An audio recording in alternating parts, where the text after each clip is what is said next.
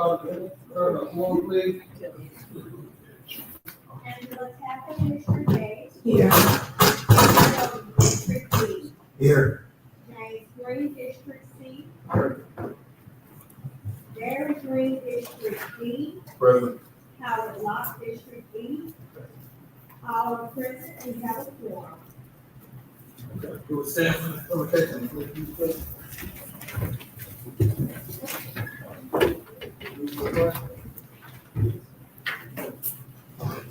Father God, we thank you for another day. We thank you for your grace, your mercy, your kindness, your generosity. We thank you for giving us the opportunity. Lord God, continue to guide our hearts, our minds, our thoughts, that we may continue to do the best for the city of Bastrop and always keep you first in everything that we do. Lord God, again, I just ask all of these blessings in your son Jesus' name. Amen. Amen. Salute. Go ahead. I pledge allegiance to the flag of the United States of America and to the republic for which it stands, one nation, under God, indivisible, with liberty and justice for all. We have a moment of silence, please, for the family that lost, burned a house burn and lost a life this morning. Also, Dr. Timothy Spire's family. Those prayer for you.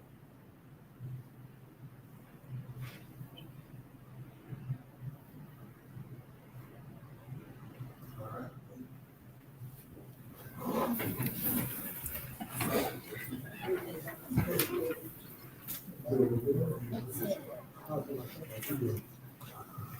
All right, three, agenda modification, please.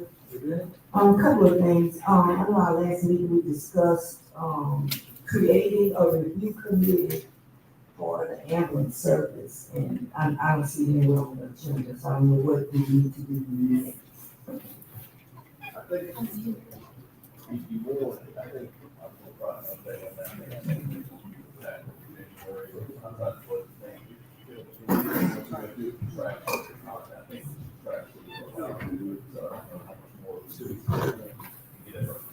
Okay. I do have something as well. I would like, just coming on from yesterday, I would like for us to go back to actually signing the resolution. The reason being for, you never know what happened years from now, that, you know, hey, I remember what I can go back and look and see what I signed, besides someone said I voted on, because sometimes videos do get lost, paperwork, so what do the council have to do?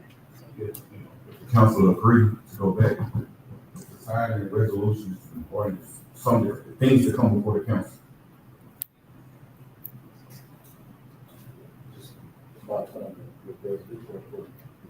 Yeah, we put it on board. Yeah, I look. Yeah, instead of having the certification out of mayor, just change the language. I want to know what I go back and say what I signed. And even after we're gone. Right. Well, I think with every resolution that's passed, it's like a corporation, you got a resolution that is signifying what it looks like. Yeah, it's, because one, even if the city has a different, then it's okay. But the reason also too is just a lot to verify. Sometimes even in the minutes, they be incorrect. Yeah. You know, we have errors in the minutes, so that way there's another way of at least being transparent, firm. Yeah. But I took to the place today. Right. Yeah, we go, don't work on all of that. Yeah, I like it.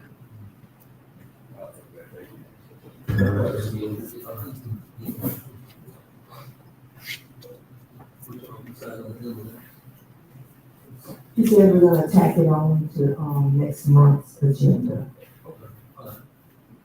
Further comments as they relate to the items on the agenda?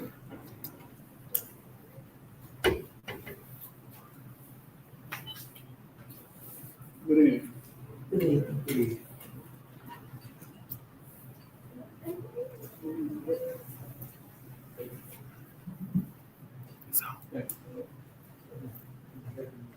Thank you. Good evening again, once again. And this is Charles Bradford, 1320 South Washington Street in Bastrop, Louisiana. I'd like to ask a question about the agenda here. I'm on to the community development. I'll be back to that when my turn comes. We're talking about number 10. Number 10, I think, it's been kind of brief on it when we go. Number 10 says, action on ordinance or resolution introduced at the previous meeting. Okay, we have one listed, but it got on the resolution, it has S. Is that something else that we expected to take place tonight? Not number, each resolution should appear with its own individual number. But they have an S and anything else. I wouldn't want to lose my right to speak on a resolution that's coming forward that I may have some concern on. We have a number on our. Okay, you have a number for the one dealing with appointment of civil service, but the also resolution with an S, and this is something else coming? Oh. You see what I mean? We need more than one. I'm not an English professor, but we need more than one. I just want to get anything else coming. Oh, you talking about Number 10. I see what you're saying. It only got 8 on, but it got the S by it, something else. It is something that's coming. I like to reserve my wife the right to speak on, as a comment. You always have the right to speak on it before you actually take on the item. As long as the agenda is later modified, you have the right at that time to speak on that. It's just S on there because it's actions only to the resolution. It's, parenthetically, you put the parentheses around the S, whether it applies to other. Yeah, you can. Well, what you're saying, under your modification clause, that I can come back with something that says, I'd like to get up again and say, well, I'll get a chance to speak on it. That's your modification clause. No, there's no modification on state law provides that the agenda is modified and expanded virtually the public comment period.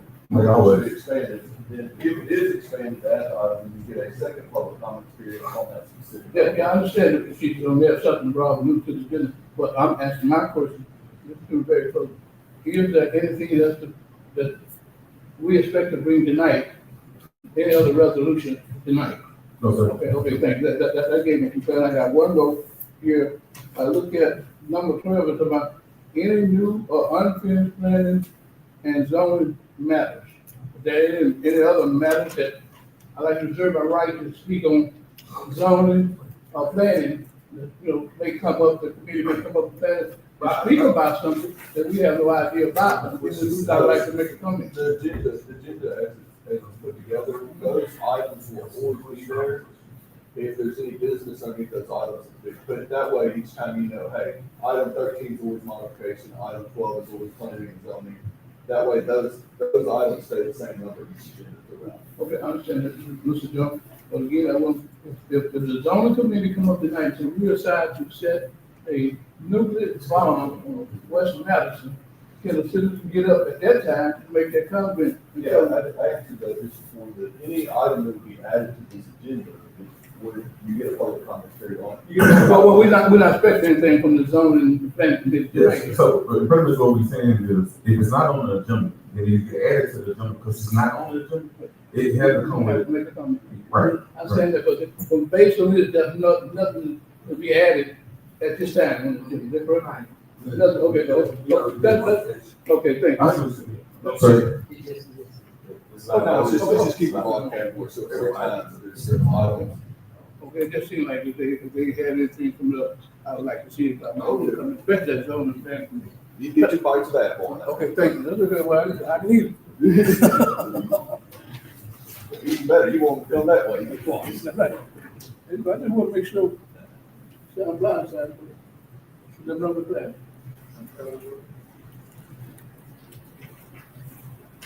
Thank you. Council. Announcement and recognition by the mayor and council.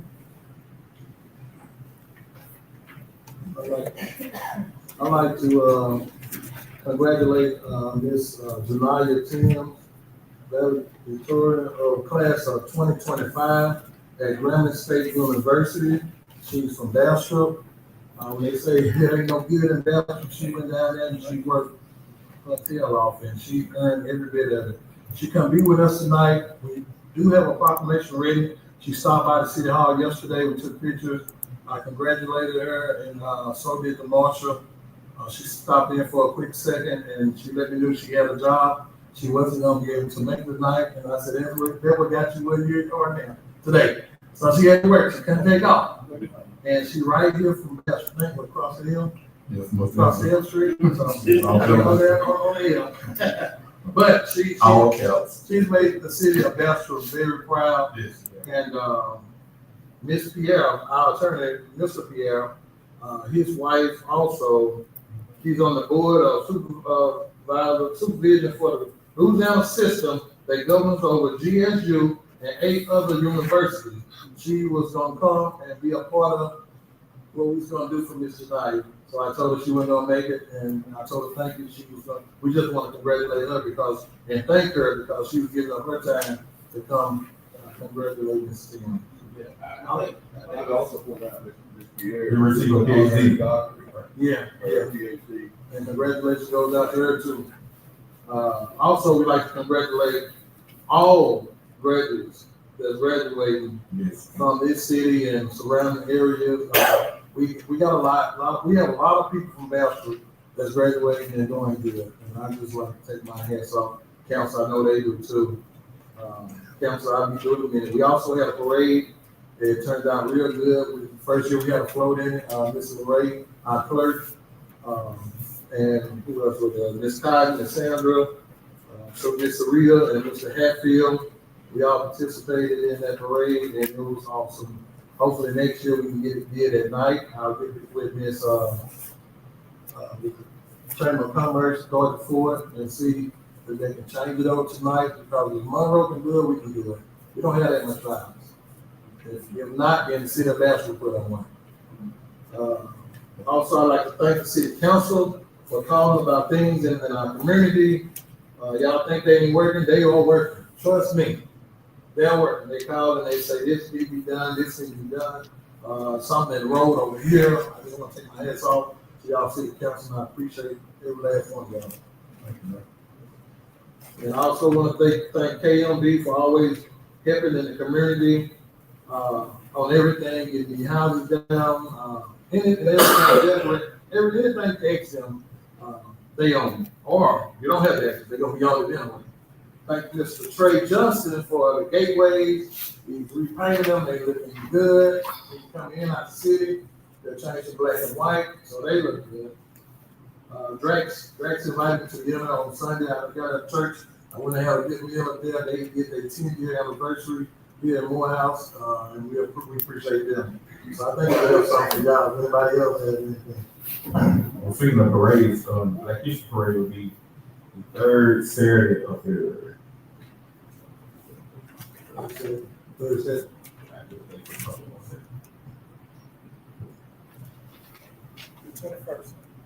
Thank you. February the 21st will be the Black History Parade.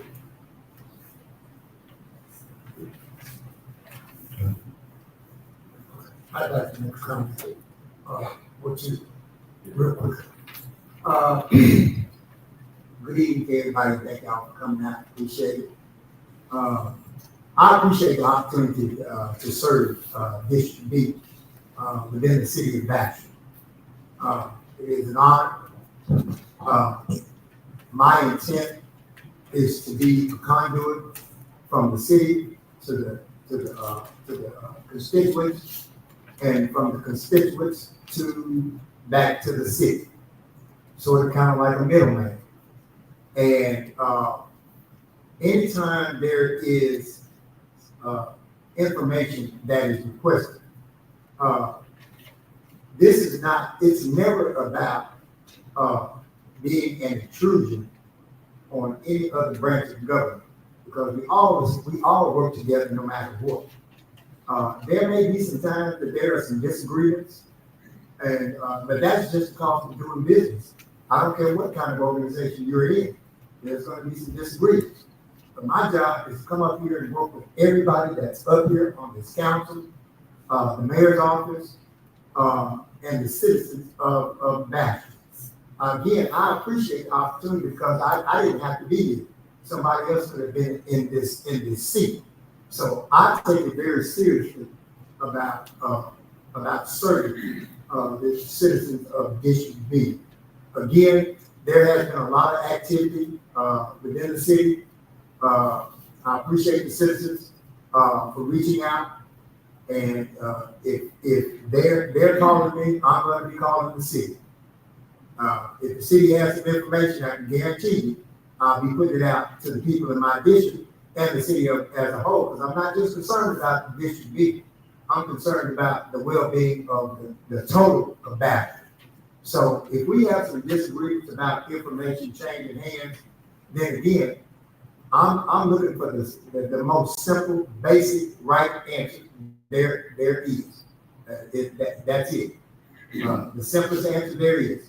And I think with that going forward, again, I appreciate the opportunity to work with each one of the other different councilmen, the mayor, his staff, and I look forward to a better 2026. We gotta get through 2025 first, but I'm looking forward to a better 2026.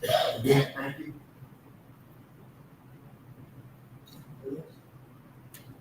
We had a project going on, this was a project before we got in, it was already in play, and when we came in, we put it on in place. They replaced some sewer pipes, in different areas.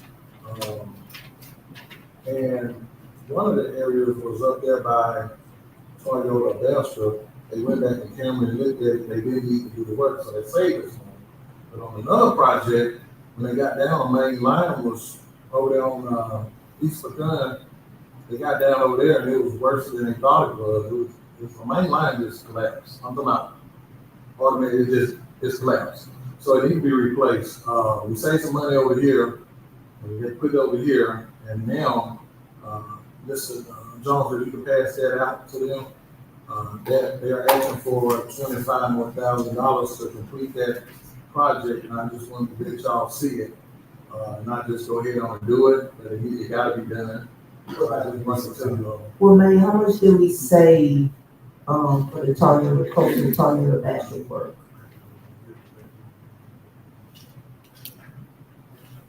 What area? Mayor. How much money did we save by not doing the project, that's close to the Toyota battery work? I can get that, you can write that up. Okay. What area? East Pecan. It's, over there. Right over. That's it. So it's clean.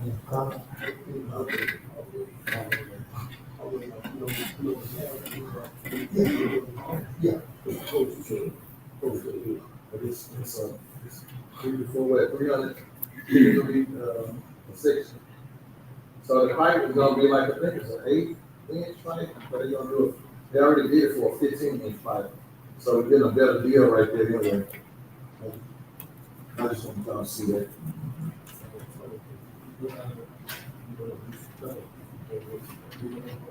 Yeah, that line always comes in.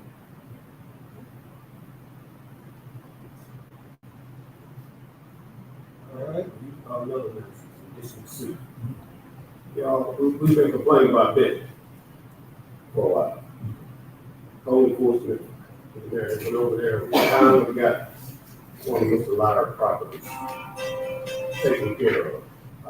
What's the address? Code enforcement, see, 805 bed, they came up there several times and asked that we clean it up, and we was just trying to go through the legal steps, and we finally come up with a plan, marriage, code enforcement, and they were executed, nobody else, totally different, so that's just the beginning. Hopefully we'll find out ways to continue to carry on and clean up their problems. Thank you for finding a way to make it. And I'm sure the people over in that district, in my district, are happy and proud. They've been up there 3 or 4 times and they found taking care of the problem. Now, I'm not, if we clean it up, sure you took a before and after picture. Because you can't micromanage that property, so we gotta be careful so they won't come over and continuously dump trash back over because of abandoned property, and it's really a nuisance. That's where people hang out at, that's where they bring their stolen goods at, that's where they fix up stuff at, and if we don't do anything about it, it's gonna be in the same shape again in another 6 months.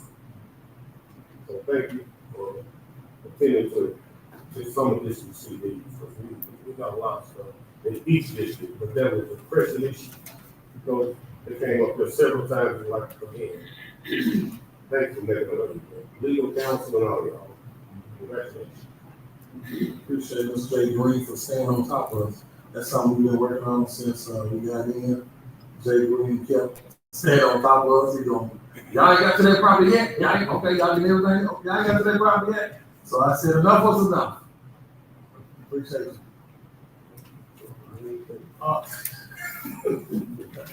Okay.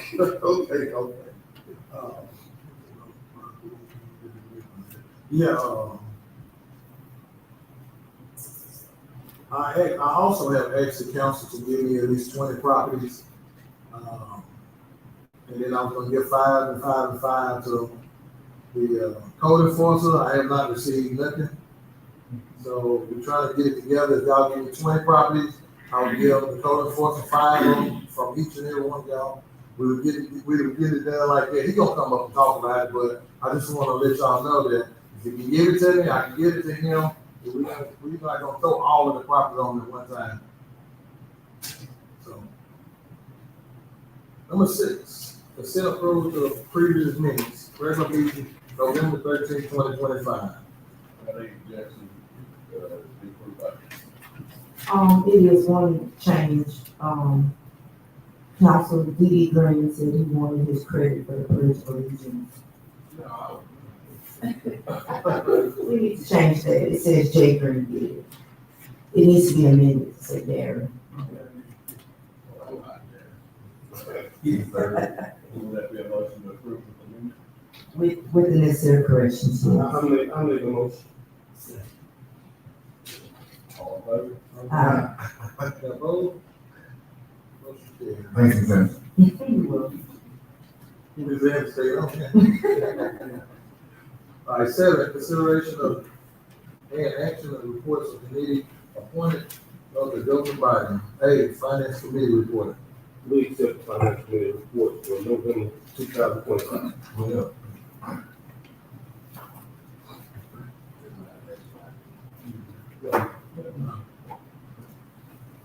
All right, B, planning and zoning committee report. Was there any items, because I moved too fast, is there any items in the finance report that any council member would like to speak on and address while we have the mayor? And you can ask the mayor and Mr. Regan, right? Mr. Jones. So if you see anything on there, now's the time. Well, I think we did have some concerns about some things, but we did talk about it in the finance committee. That the attorneys will look into. Yeah, and, if I may, just to add to that, Rick Smith, the mayor. We, kind of went over how we're gonna move forward and develop the process. A lot of the questions that the council had that we're gonna address during that budget process, which will begin February 1st. We're gonna, the mayor's gonna issue, his preliminary priorities for the next fiscal year with just like an outline of the budget, and we'll set up a schedule so that we can go through in depth, department by department, work together on developing the budget. The goal is to have a budget passed at least 30 days before, and we can get intimately involved, line item by line item, department by department, and when those issues come up, like some of those issues that you, Madam Pro Tem, you and other council will address, will be things that we'll flush out and have some answers for you possibly, and then we'll move forward that way. But we'll start addressing the budget again February 1st. Mr. Chairman, do you mind, since it's Jermaine talking about the budget, do you mind if I ask Mr. Smith a question that was brought to my attention? I already talked to her Mr. Smith, since we've made some amendments to the budget and made some adjustments last one, do we have to put it in the paper or could we just make some adjustments? How does that work? Somebody going here to ask you, I forgot about that. So if we make amendments to the budget, are we required to put it in the paper for 15 days or can we? It's different than the general budget adoption process, which Mr. Jones can, advise council in regards to that. These immediate budget adjustments that we make, I do believe they fall outside of that requirement that you have to do with the initial publishing of the budget. Mr. Jones can kind of chime in on that. So I think we've been in compliance with these adjustments, Budget Act. So we're not out of compliance. Okay. Technically, the council on the incurred costs. I guess we can ask that question because we've always been, like at the end of the year, we come in, we want to amend the budget. So we never put it in the paper again. What I'm saying, we always just came in and voted on it. So I'm just saying, what is the difference between mid-year and end of year? There's no difference. It's the number. It's just the number that has to be a certain threshold. Yeah, and again, we can get a more definite answer to that. Yeah, it varies from a certain percent, but based on the number that I looked at, it didn't go above 2%. What is Mr. Jones? 5%. But I can see the how vital it is for the question you asked because again, we are making amendments to the taxpayers' money. So Right, but the bottom line numbers never change. We did 14.3. I know. And 14.3, we just made We don't get Just- one right. from line items. I can see why. Because traditionally, prior administration didn't bring it to you. Right. And again, that's So that's why I said it's different, but we are in compliance, but again, the top end number didn't change. We had to adjust it, because again, I said there's some room for growth with regards to the sales tax, and we'll address that later once. I guess that's the only reason I brought it up because it brought to my attention, and I thought about it. Ever since I've been on the council, we reconciled the budget at the end of the year.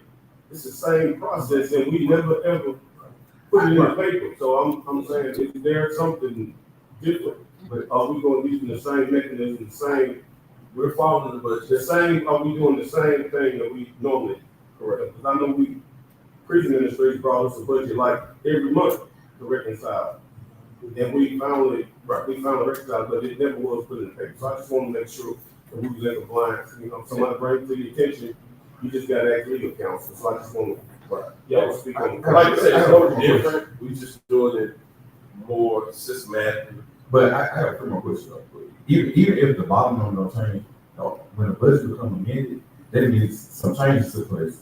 So even when those changes take place, do we not need to advertise? Because now it's changing somewhere, I get it. I get you right, Councilman. We haven't did it, but apparently the question asked you doing your due diligence. So just because we haven't did it don't mean that we should. So it's something to look into because I kind of see, it's amended in the budget. I mean, there's some changes somewhere because if it wasn't no changes, it won't be amended in the budget.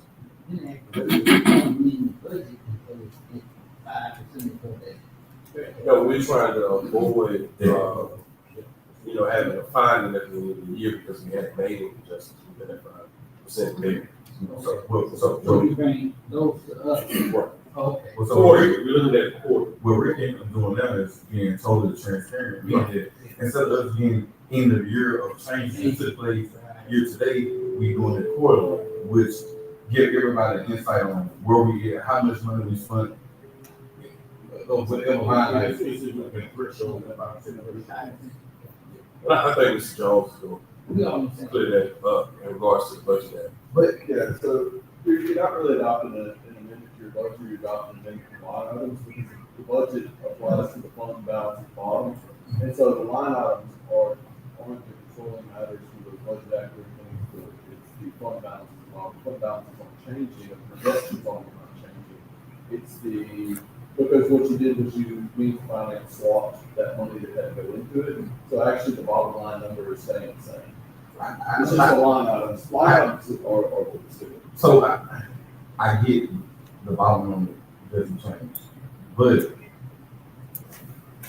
the question will be, even for that particular line item, in order for something to be amended, it has to be something that was causing something to be amended.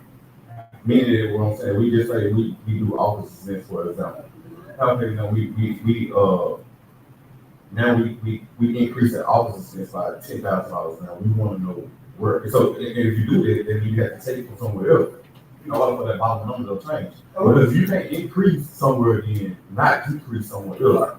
So even one item changed, another item had to change in order to offset the initial change higher or lower. You know, So I think we're all the same. You're exactly right. 100% right.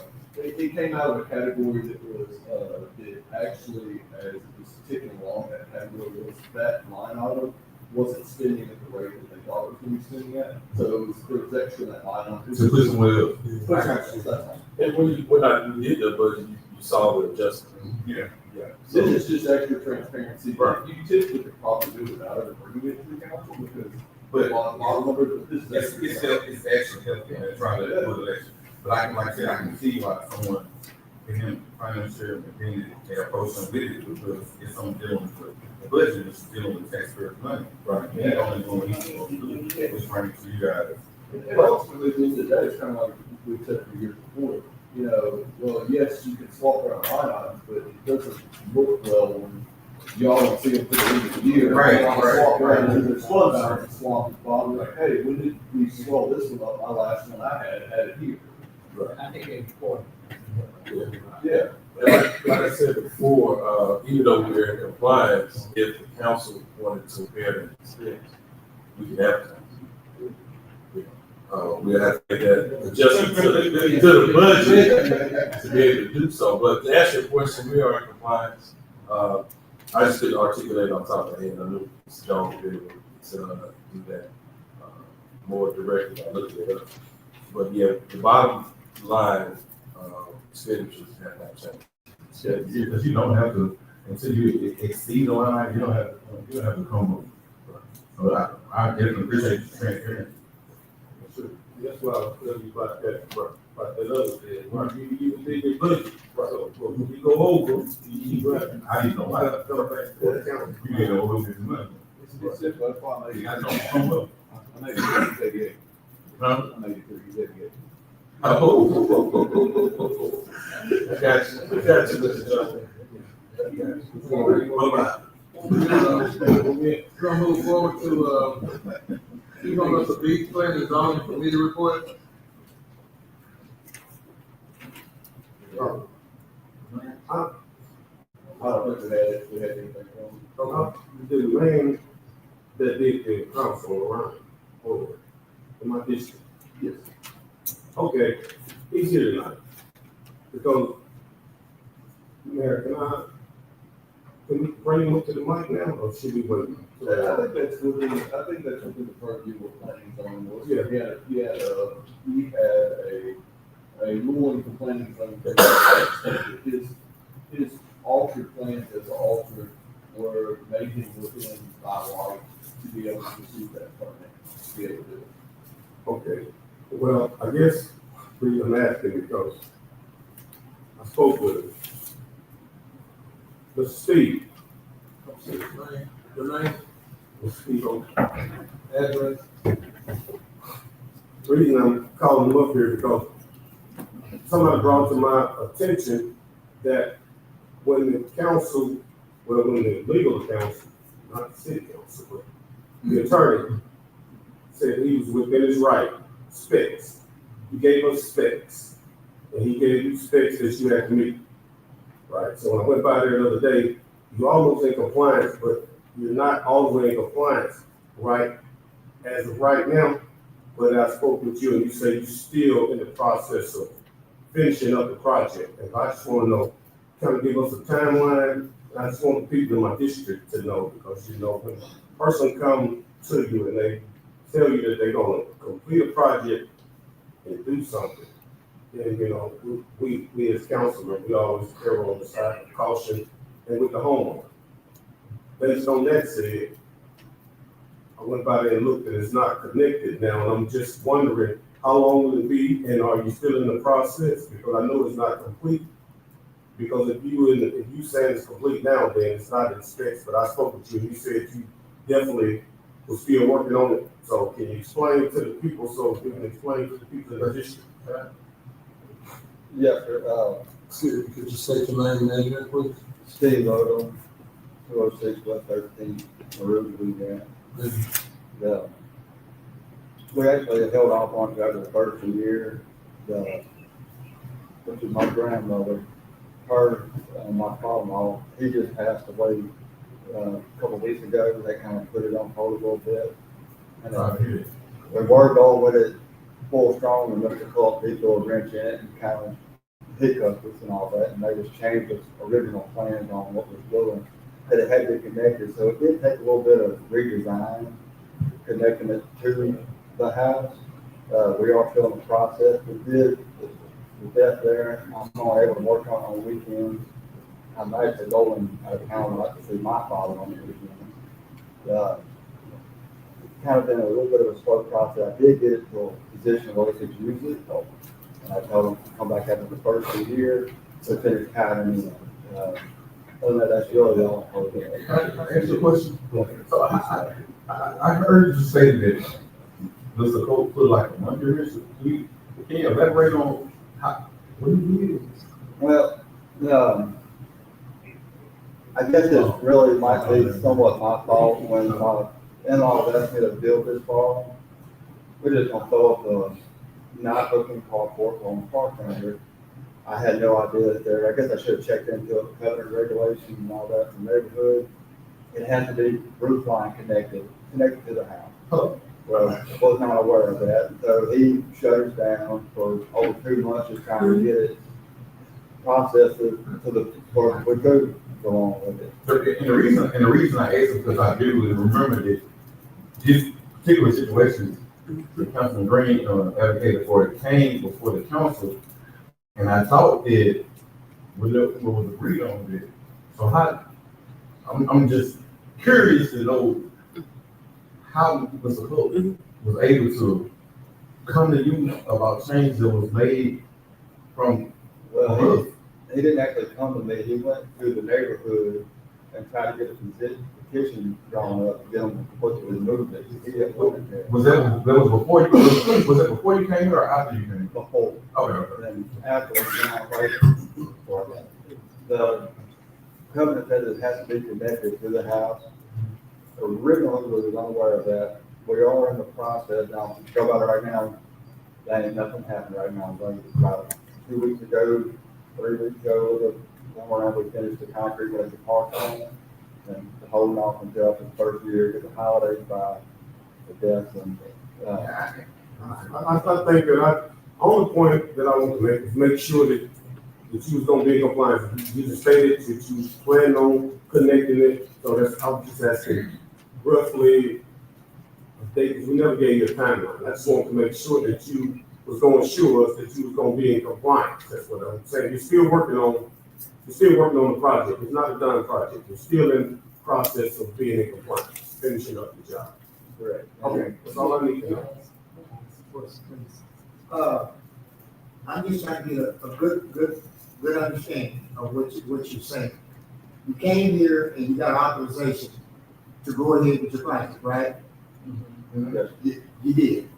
And, you were given the okay. Now you're saying, you come back saying that a monkey wrench was sprung into the plan. That's what I was saying. Yeah. That was at the very beginning. At the very beginning, so everything is clear now, right? Yeah. You just not finished the project. You just haven't finished the project. But there is no timeline that's been put on it either to finish the project, right? Well, I think that's what Yeah. we're trying to acquire. If I remember, I get questions for code enforcement, and people call up, they want to know whether it's connected or not. So at some point, I was just about to say that. claims were approved, it's now being arrested. You know, if we get further down the road, we don't want to have that structure is starting to be occupied and used, Right. and it not being compliant. So at that point, I get asked to the code enforcement who gets the inquiry, and I have to make the determination. At that point, I have to reach out to Mr. Green, his district, or reach out to have code come out and contact you. So trying to figure out from our standpoint, we're giving some leeway, but we gotta get down to where substantial compliance, or I'm gonna have to take steps forward.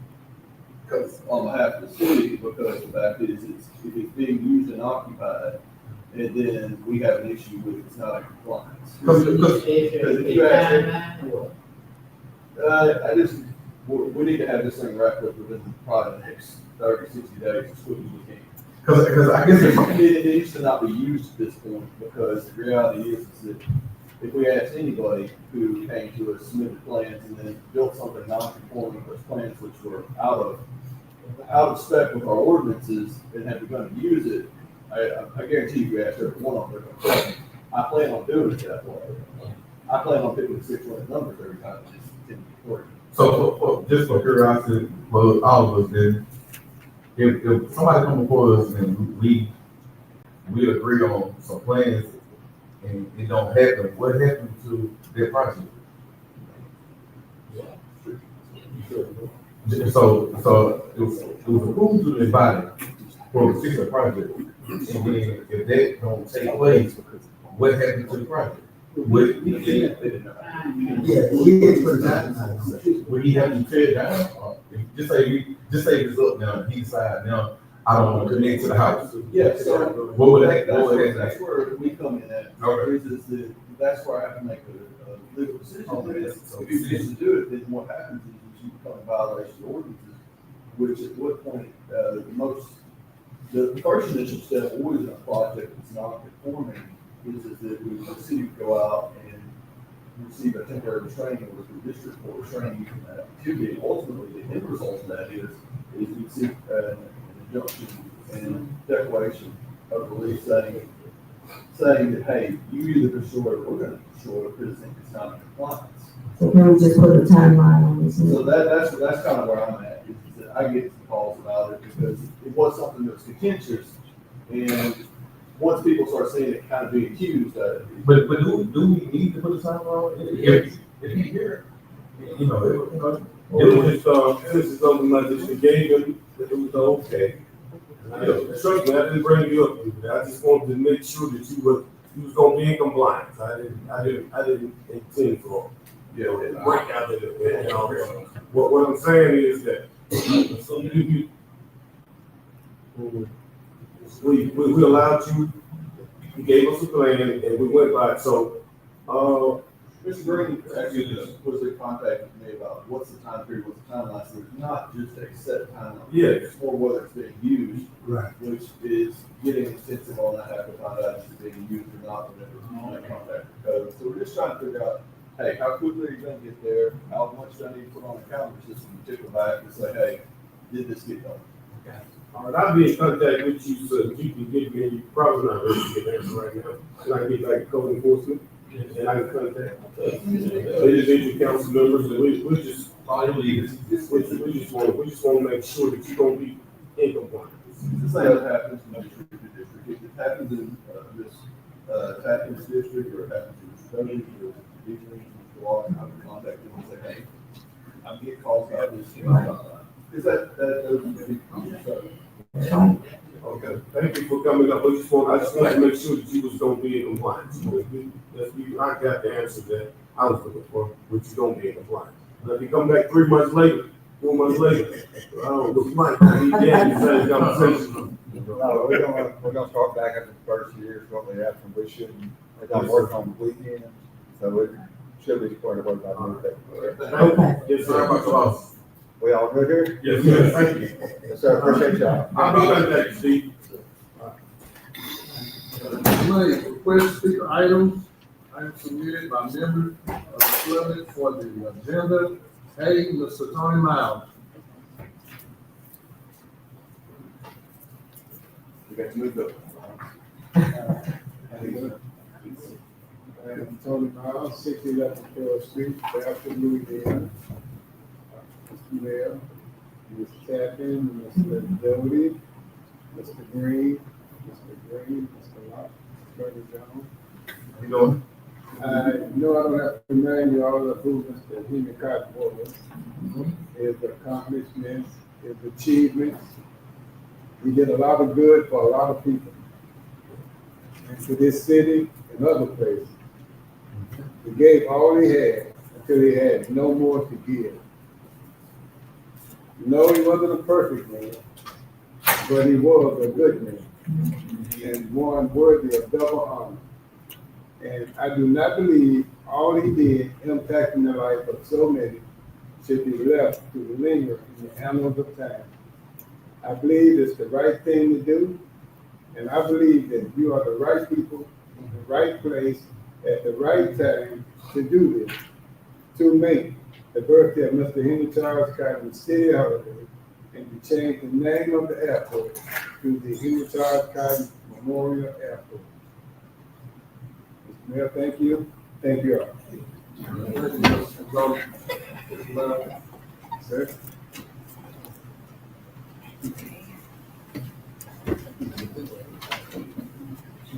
Yeah.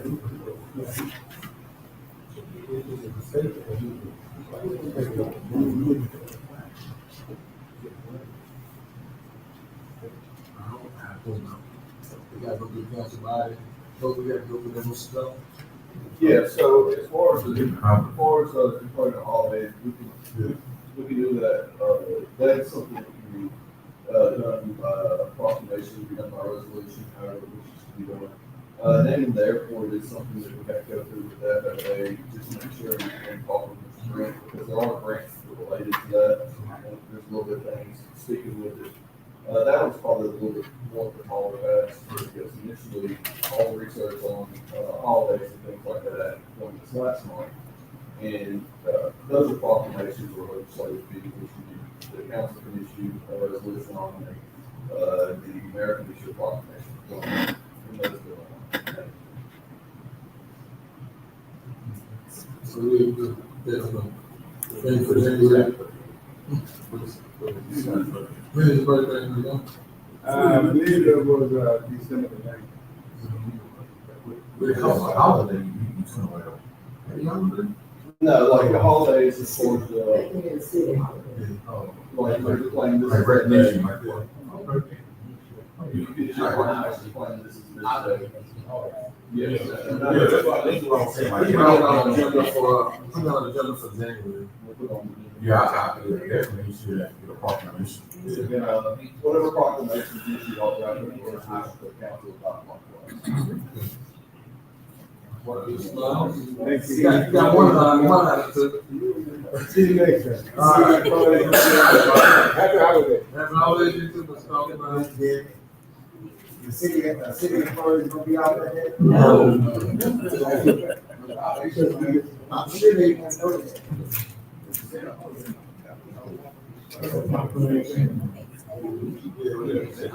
We're gonna go to the meeting. Yeah, we're gonna go to the meeting, Ms. Mary Hawkins, I think.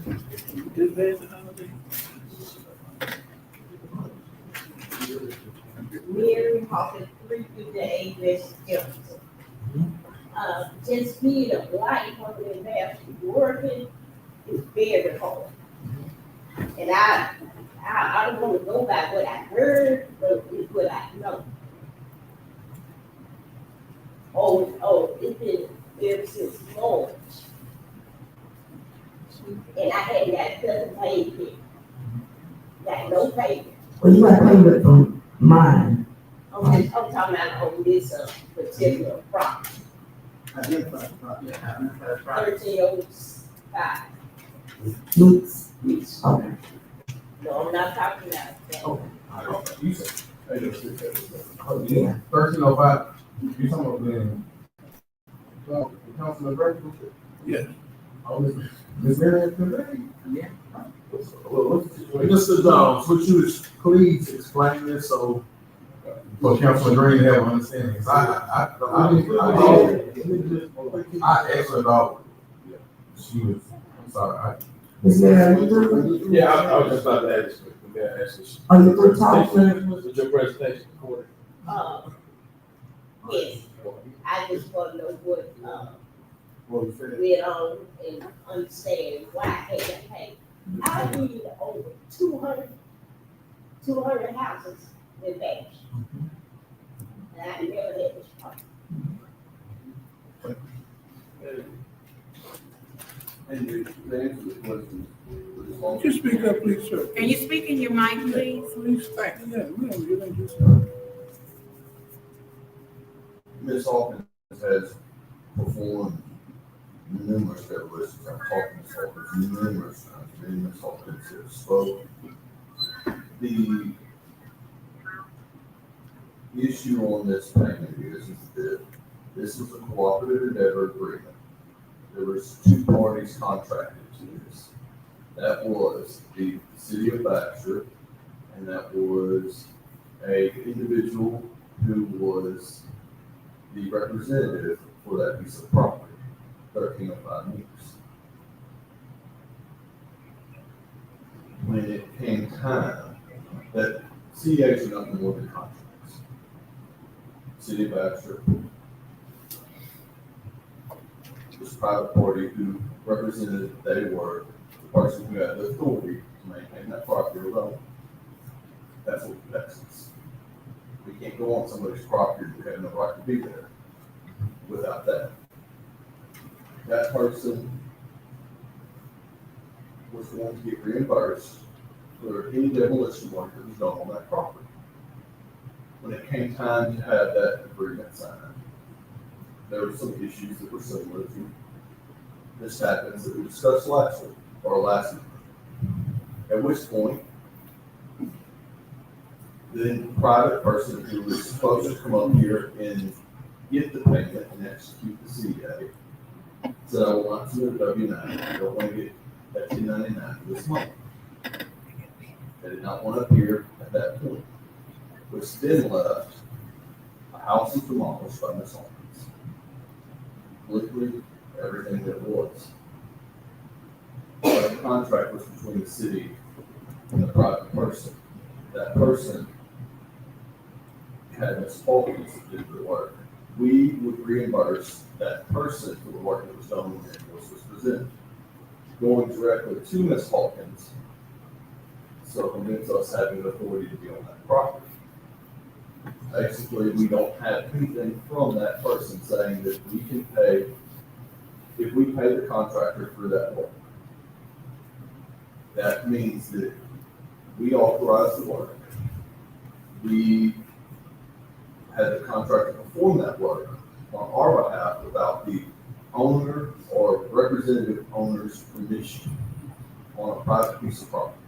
It's no different than if it was your house and there were some issues with it and we just privately went in there with no other action. We had no, we haven't sent it to environmental court, we haven't given you a notice of violation, we simply just went in there, did the work and paid the contract. We would be liable for that because we did not go through the proper steps. So I thought the initial CEA was for, and I might be wrong, but I thought it was the property owner gave consent for Ms. Mary to do the perform the work. Correct. And the way that consent works is through the only agreement that would be signed to establish that consent was that CEA that was not signed. So once the private person was informed that they would have to submit a W-9 and payment would be issued to them, they would just. So what's the difference, like, just like on this gentleman, that we have CEA and B. And We have with three parties on this. Here's why. it's a approved CEA with K and B. It is, and it's with three parties. This Nikki Carpenter has to come sign each and every one of them. And here's why. Because KB went out there and they have an executed agreement with that property owner. And I have a copy of those executed agreements that says they can do it. Is it not the same? No, because at this point, we don't have anybody who's authorized on behalf of that property to say on that property, to say we can do it. That, all we're doing is piggybacking KB's contract. Hold on. Again, I'm only just saying what I believe took place. what I believe took place was the property owner, the person that oversee that property gave consent. So we can, She only said it in the meeting, she did not sign anything saying that. Yeah, so it is. And Ms. Hawkins and I have, she's researched it too, that part's of it. Go ahead, Ms. Hawkins. Okay, that person, is dead, is the owner of that property. they had to have somebody, they had to have, They didn't have, hold on. So you have, that property is at Francis. Since I was involved. So you adjudicated also, right? Yeah. It was adjudicated. so you- And I had found it out myself. Can I speak? hold on, but, so, what, if you don't mind me asking, the person that owned the property, when did they pass?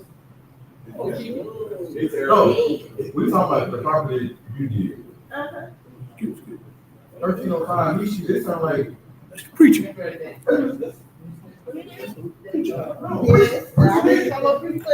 Preaching in a nursing home. But no, preacher was a family man. He was just he's Okay, in a nursing home. we can't speak out. It's in her name. The property is her name.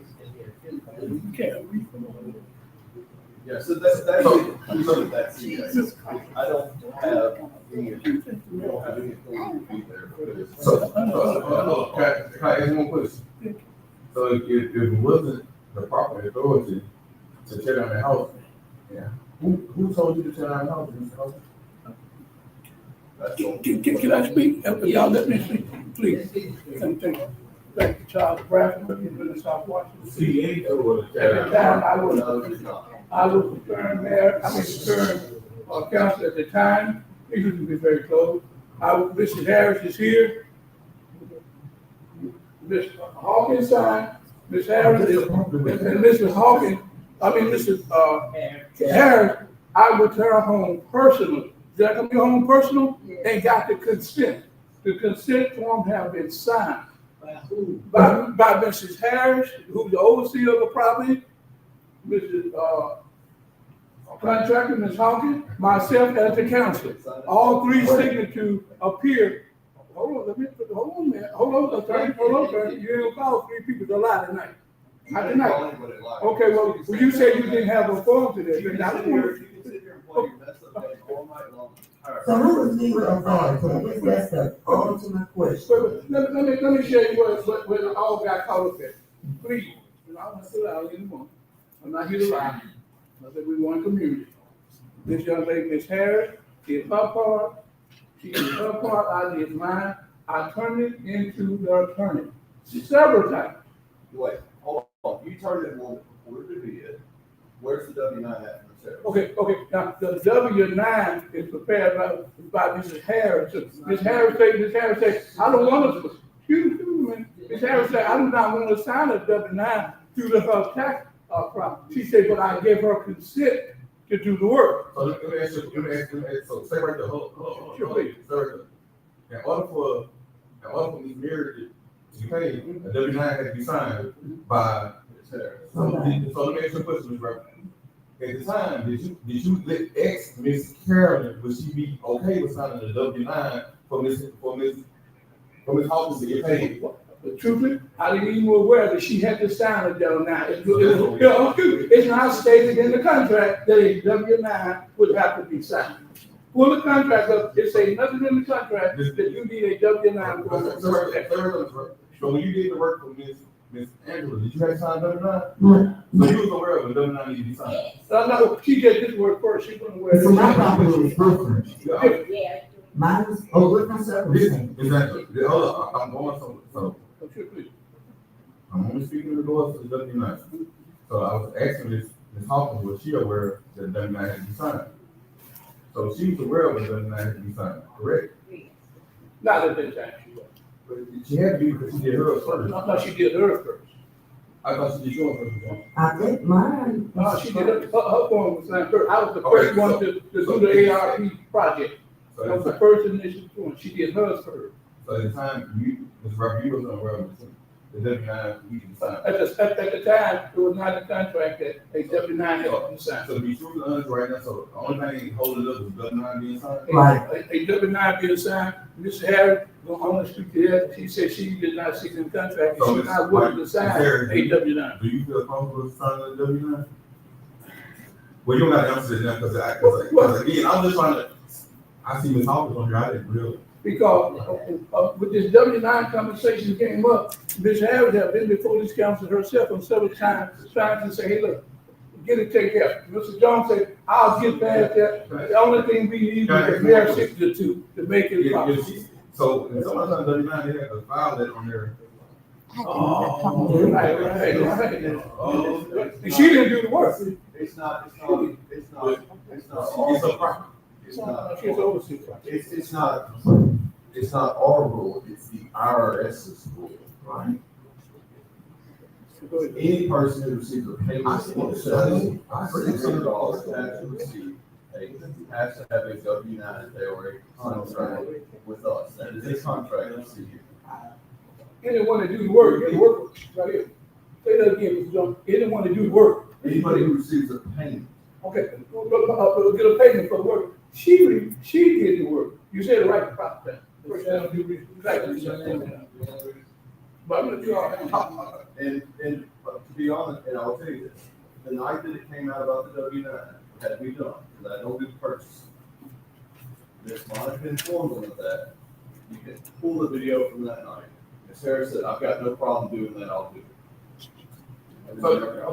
So let me ask you a question, not just to piggyback, because we're getting ready to vote on it. And I know you guys said it's 3 people involved with the KMB, right? Yes. So is the property owner, are we paying the property owner, because the property owner has to get consent? Well, we have the consent in the contract signed by KMB. We have consent in the contract, KMB gets a contract executed between them, it says all of it, it allows them to consent for us to do it. But KMB is not the property owner. KMB is not, but they're also paying half of it, so they get the consent. They get the consent, and then each one of those. They get the consent from the property. They get it from the property owner. Same thing I got from the property. Yeah, but the reason why I'm confused is because in the one we voted on, 3/4, right? But we gonna vote to pay KMB. No. We're paying the contract because they have the authorization. I'm sorry, hold up. So we paying the contract. Correct. But is it not the same situation? Well, it's this, they don't see tonight, the property owner is signing for the. There's here, let me go this way. Let go this way. You just. KMB goes to themselves and says, hey, if you're willing to do this, sign this agreement that you're willing to allow the contractor to come on here and do this, then we'll pay X dollars to help you get it done, okay? Because we've got somebody who will do it. They sign that. They then come to us and say, hey, will y'all agree to pay half the bill with us? So we pay half the bill with them. They already have everything. It's kind of like they did. So take half of the payment that KMB gonna pay. If KMB come to you, the same scenario, just take away, we gonna pay half, then how would the scenario work? How would the scenario work if we're going to, we would have to have a contract signed between those parties authorizing the city of Bastrop to be on that property. So the consent is not authorized to consider that to be on that property? The consent that they had is not authorized? This consent, there was no consent signed anywhere, other than it's consigned there. In the agreement, which says that it goes to the property owner. Now, Please do. Yeah, let me have a Because I have a copy of my name, I'm sorry. My name is Carolyn Harris. I reside at 521 Alba Avenue, Bastrop, Louisiana. I'm looking through my phone because I have a copy of what was brought to me for me to sign, Betty Olive to sign, Ms. Hawkins to sign, and Mr. Brackett to sign. I I signed my rights for her to tear down the house and get paid. No one told me that I needed to sign anything else. As a matter of fact, it wasn't just me talking to Mr. Bradford. It was my aunt in Monroe also. Because she made me take pictures. Even though I'm the overseer, she made me take pictures of everything. I signed saying it was okay for them to go on the property and tear it down. Then we came up here. Mr. Jones gonna tell me out there in the parking lot, don't worry about it. You ain't got to sign nothing. If I'm lying, Lord, strike me down. Miss Hopkins is going to get taken care of. She gonna get paid, okay? So, lingered on. They called me up here to sign some papers. I'm thinking it had something to do with Elm Unity Fix. When I get up here, they tell me it's a property. That's when I told them, no, I'm not signing no W, whatever you call it, to do that, okay? So, bottom line is, I signed it over for her to be able to do the property. Now, in the process of it, why am I signing anyway when the property has been duplicated? Because if you, just because it's adjudicated, you still have rights to property. Oh, okay, Because okay, because okay. Okay. It's a lot of private, they still the redemption period, they Okay. private. Okay, but nevertheless, I signed the papers. I have a copy. I signed the papers for them to authorize her to get paid, to do the work. No one told me anything about a W-9 or anything like that. All I was told is that I needed to sign the papers so she could be able to go on the premises and do the work. I did that. Now, where the ball was dropped at, I don't know. And can I address adjudication, please? The property was adjudicated to the Mohawk Fair. Mr. Mitchell was the attorney at the time. He gave us a letter, which I gave to Mr. Jones, the city governor, a letter saying they had no objection to the property being condemned. And that's a letter from the police jury, Mr. Mitchell. Because there was a question came about, but this adjudicated property. I went, took it before the police jury, Mr. Mitchell, and the jury had no objection to having the property put around, even though it was adjudicated to them. Then we moved it forward with this project. And I think Ms. Harris just spoke her position, and Ms. Mary did the work. I think she really needs to be paid. Real quickly, Mr. Jones, where are we in the process right now? In the process, we have an approved CEA that pays Ms. Harris for the work that Ms. Hawkins has done. We have party chair to sign it. We have no purchasing requires or IRS rules a W-9 for place. So, and so Ms. Harris, she needs to sign the W-9 for her to get paid. But Ms. Harris is not gonna sign the W-9, right? Okay, so where does that put the payment process?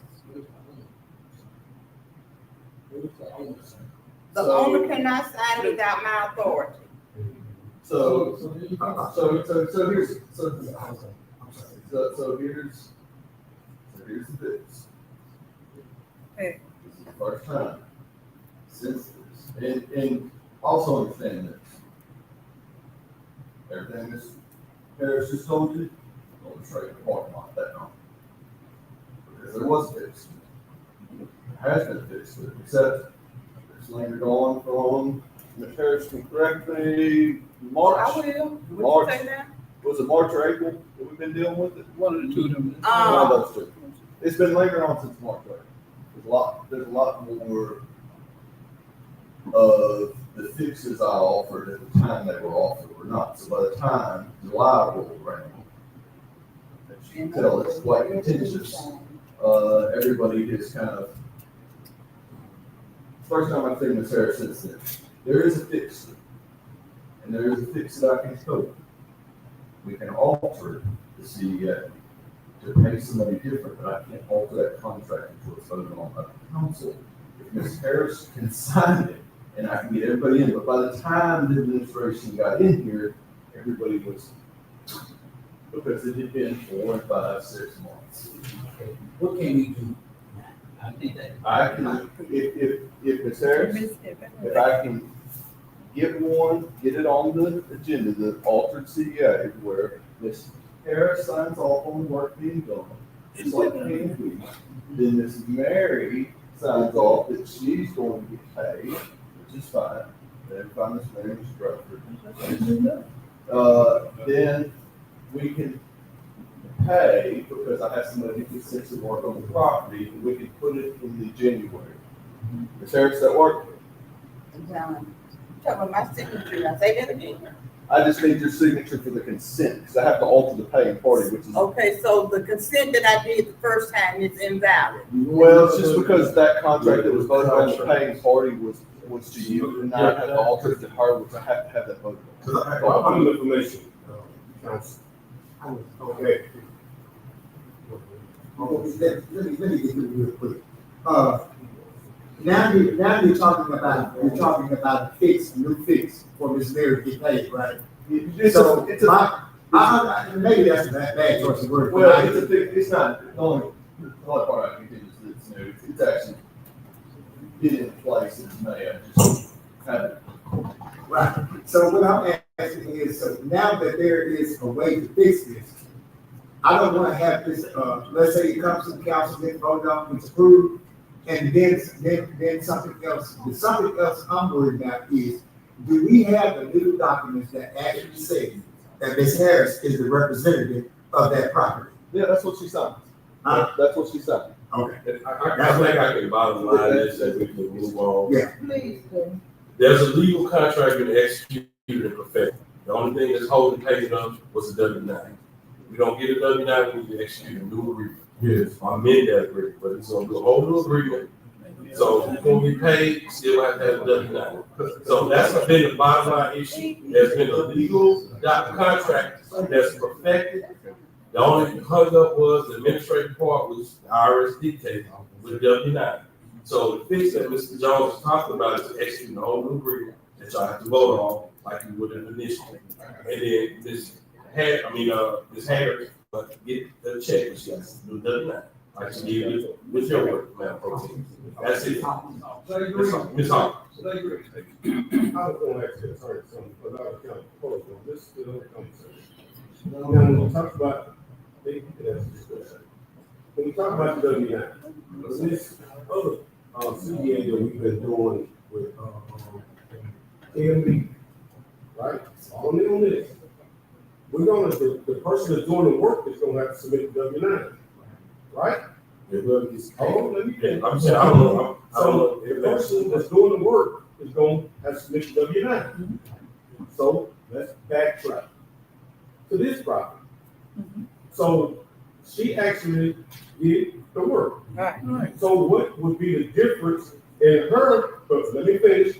There's two parts to this, two components. I think we get it intertwined. The point of the matter is, because you can't say one thing and do a different thing in a different scenario. Because if the person doing the work needs the W-9, she actually needs the work. So she should provide the W-9. Let me finish. Now, back up, you talking about the legality of it not being the rightful error to give consent to the person that's doing the work in the beginning. Now, that does not exclude her from getting paid because she actually did the work, because she is the one, she shouldn't be submitting W-9 because she actually did the work. Just like KMB, we're not gonna make them submit the W-9. The person that's doing the work is gonna submit the W-9. Am I right? Or the contract, I see you talking about contract. I'm not talking about contract. I'm talking about the person doing the work. No, you can't, Ms. John, I'm with you. Yeah, But maybe I'm wrong. You're 100%, you're 100% right in what you just said. And the small tweaking difference is that the written consent to do that work on that property existed only in the document that we had that night, which had the paying for it. If you wanted the city to pay somebody who y'all hadn't authorized them to pay, there would have been no problem. But by the time we got to the point where we could change the authorized party to pay, this was 5 months down the road and everybody was trying to get, it was very. I know you see my point, man. Correct. It's, the only change is the paying part. Can That's it. We couldn't alter that CDA without meeting everybody. This is the And first time. I'm saying the language of contracts matter. You know, context and the things that we're saying is still similar, but the language has to match. It was two different languages. Two different languages. Yeah, Same kind of CDA, but two different languages. Right. So from now on, we need to make sure that we get the language right in the CDA. Right. Because we don't need to be going down this road every time, because it looks like we're paying one and not paying another, but then when you get to looking at the contract language, you say, hey, the reason we can't pay it is because the way the CDA is worded. Well, this section is listed since 30 days out, which is. Yeah, but I thought initially the only thing that was the hold was the administration signing off on the CA. That's what I was going to say. Because I remember the last, You want to go way down. but this one, I thought the CA was okay, but I just thought the mayor signed off on it. Way down the rat hole, I'm dragging. We've been trying to get already. But let me say, since it's germane to the subject, Mr. Attorney, Mr. Attorney, you know what really transpired when we first did it? It was back under the old administration. Correct, It was back when we had the grant money. right? So there was not a lot of stipulations. There were none. You gotta go back in history to see where we at now. When we first did it, what's her name? Ms. Hart came and she gave us stipulations. And there was no stipulation No, for W-9. right? She said you pretty much can go do whatever you want with this money, as long as it falls within the category. But then when you draw a CDA and the language states otherwise, right? Because you say language matters, and Yeah, when the previous administration means finance and swap your money. yeah, right. Yes, See, that's that's what I'm it, saying. and that's it. And then you got to there, and there was very dialogue of like, where I thought the stuff was that I had dialogue with y'all, and where the stuff was. That's wrong. So, Mr. Jones, you gonna redo it, and let's We gonna move vote on. on it. We'll redo it, and we'll get this off the page, we can move to the next. Make sure has a number, I have a number. Okay, thank you, Ms. Hawkins. I got you. Okay. Yeah, that's. Are we to St. Charles Bradford Community Development?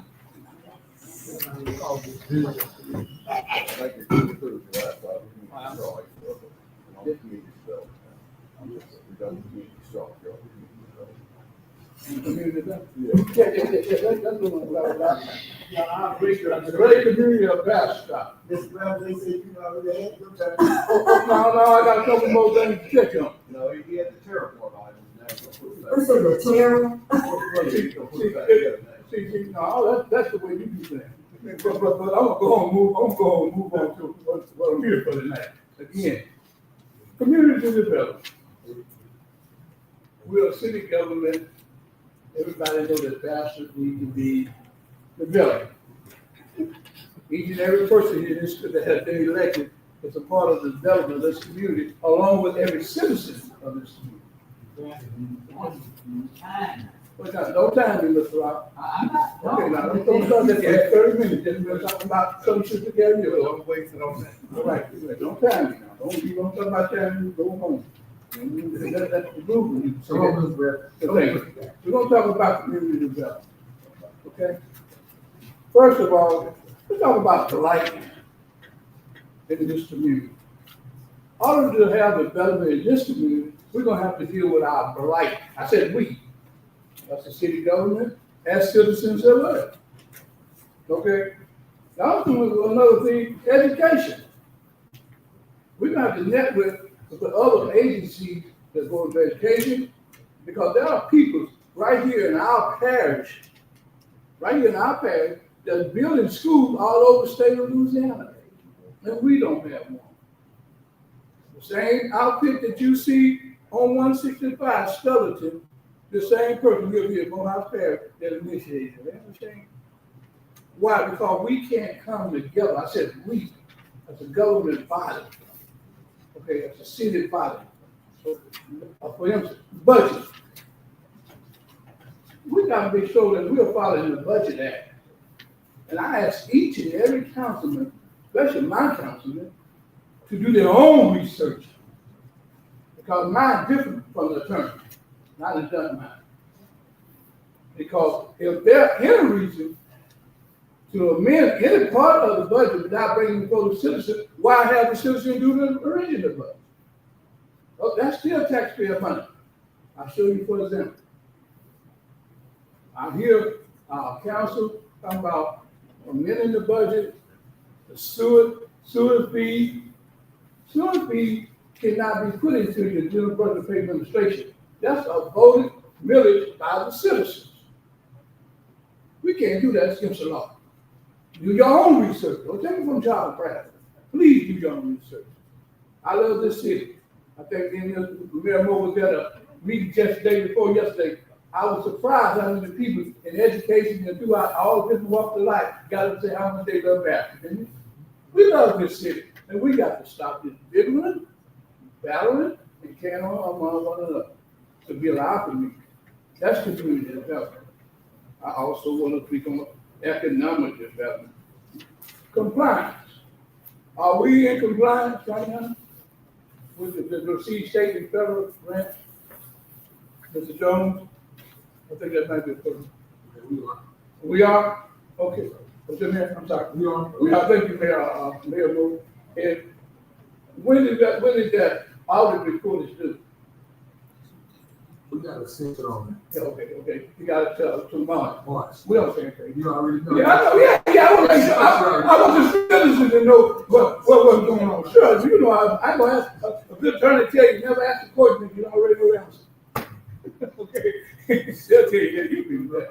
Okay, but those are the things we need to work on. Priority to this city like council right now is get ready for March. March the 31st. So March the 30th is our deadline to file our audit report. Now, my good friend, Mr. Jones, okay, he ain't gonna thank me. But my friend, Mr. Jones, in previous administration, had actually tried to kill our local newspaper. Actually tried to kill. They filed an ethics violation against the newspaper because I was pinning them on the wall. They had to find, he had to find some legal tactic. See, because I'm getting from Baton Rouge. I got friends in Baton Rouge. Washington, D.C. I got friends all over the country. 72 years old. I've been around for a while. I'm going to get short, Mr. But what I'm saying is, we got to utilize what we have for our community. Like those people came back to me the other night. They have been all around the world. They had taught years, this, and they came back because they love Bastrop. You know, I ran more for Melbourne than anybody in Bastrop because I love Bastrop. Okay? But community development, with that said, I would like to ask this present council.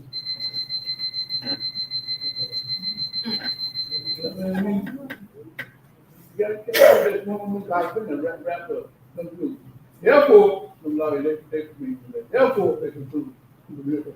I would like to ask this present council to form a community development committee that will work in all these areas we spoke about: education, right, economic development, receiving money.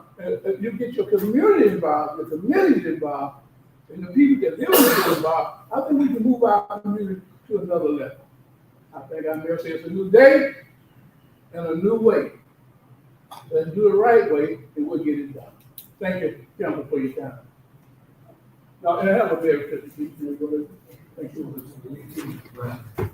One point of clarity I'll make for that, Mr. Bradford, sometimes I try to kill this paper. Mr. Bradford, I'll tell you, the ethics commission called me, and I told them it's my legal opinion, it's not a violation of ethics. But, the person who took a picture with you yesterday might be the person who submitted a complaint on it.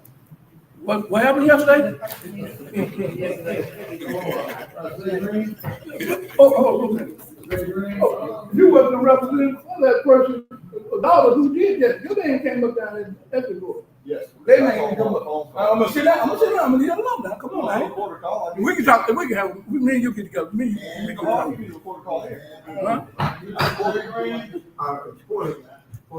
One, two, three, now he's gonna throw a bit at it. When you talk about the sewer money being used, I checked on that also.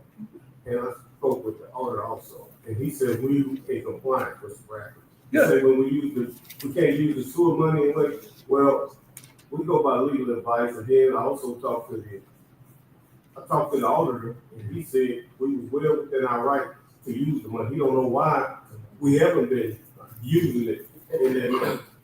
Not for administration costs, for sewer. I spoke with him in depth. Okay, then you fine, you did your So research. he said, why would you pass something? You know you gotta have something. I'll give you an example. When you got public works, what do they get paid out of? Public works. So you don't have a sewer project in a sewer that, and you got the Larry tax that we need to grow forward one day. And then you also got another tax, which you call it fees. So if you don't have all that, who would pass a tax for a sewer and you know somebody's got to operate it? Separate general fund. I didn't say we paying from the general fund. We always, the problem is we've been paying it from the general fund. We should go back to, we should do it in the manner we should have been doing. It should have been paid out of that. Out of Out of sewer. but not out of the general fund. Right. Not out of the general fund. Right. Okay, if I remember, go back and check your record. Mr. Smith was talking about combining it into the general fund. That's illegal. That's what I'm. No. Go ahead and check the record. I'm not gonna talk about order. I'm gonna leave it alone. We talk about that. Okay. I'm not gonna disrespect the council to mayor. We can talk about that later. I just want to be clear. Reports of city officials, A, chief of police.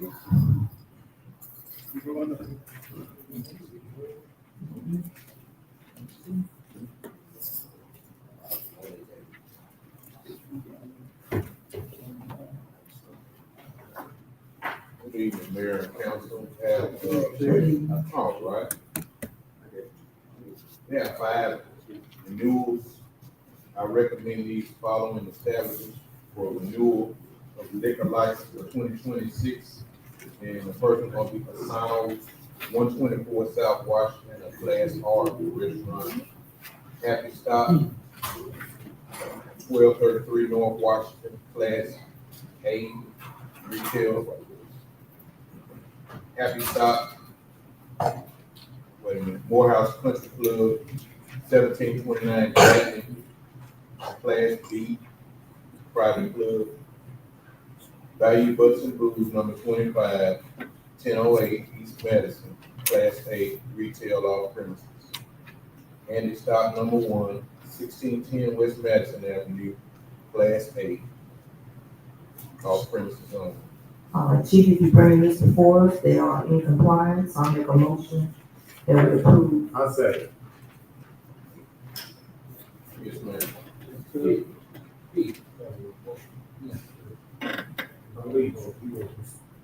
Question, but.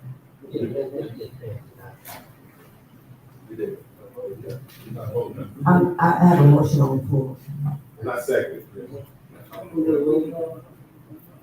All in favor? Aye. Opposed? Motion carries. Okay, well, I have 2 new liquor licenses.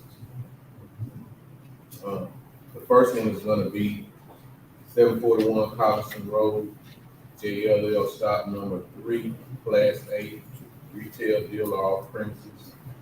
The second one is gonna be JLL stop number 1, 1001 East Madison, Class A, off premises. Where is, it's 1001 East Madison? That's the short stop.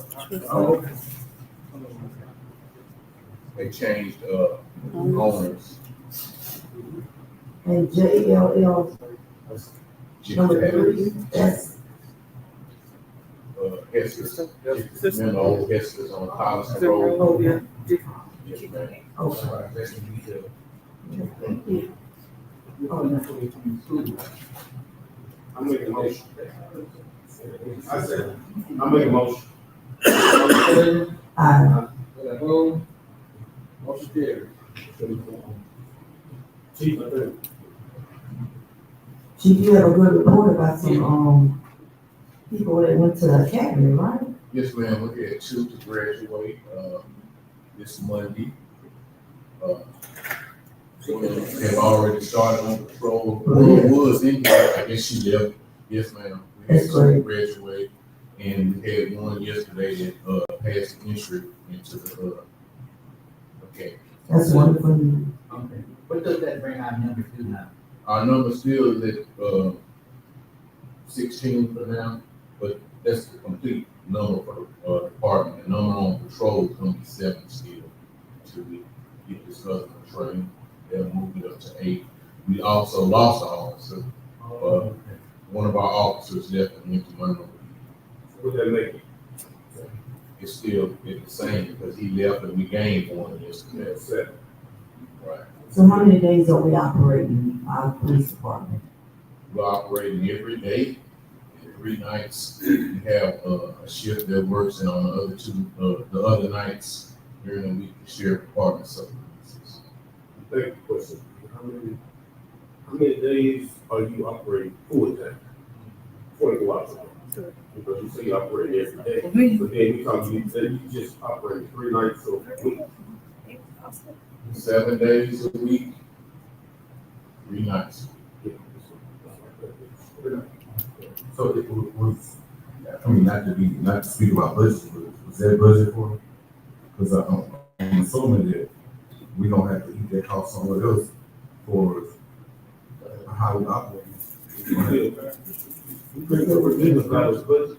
So, You didn't present us a balanced budget. so we still don't. You can go back, to the, first amendment and look at this section. Okay. Chief Reed's been doing an excellent job with this, but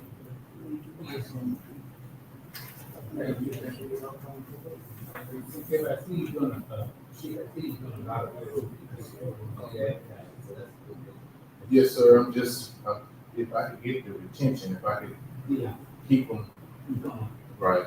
Yes, sir. And are you doing exit interviews? Are they telling you what's the problem? Actually, it's just these larger agencies, they got the benefits a little better, and they entice them, and it's who we lose them to, the larger agencies. We got lots of agencies who compete with the area. The Richland Parish is gonna be the one we're gonna be competing with pretty soon too. Because of matter and all. Yes, ma'am, they definitely gonna be. They said, yeah.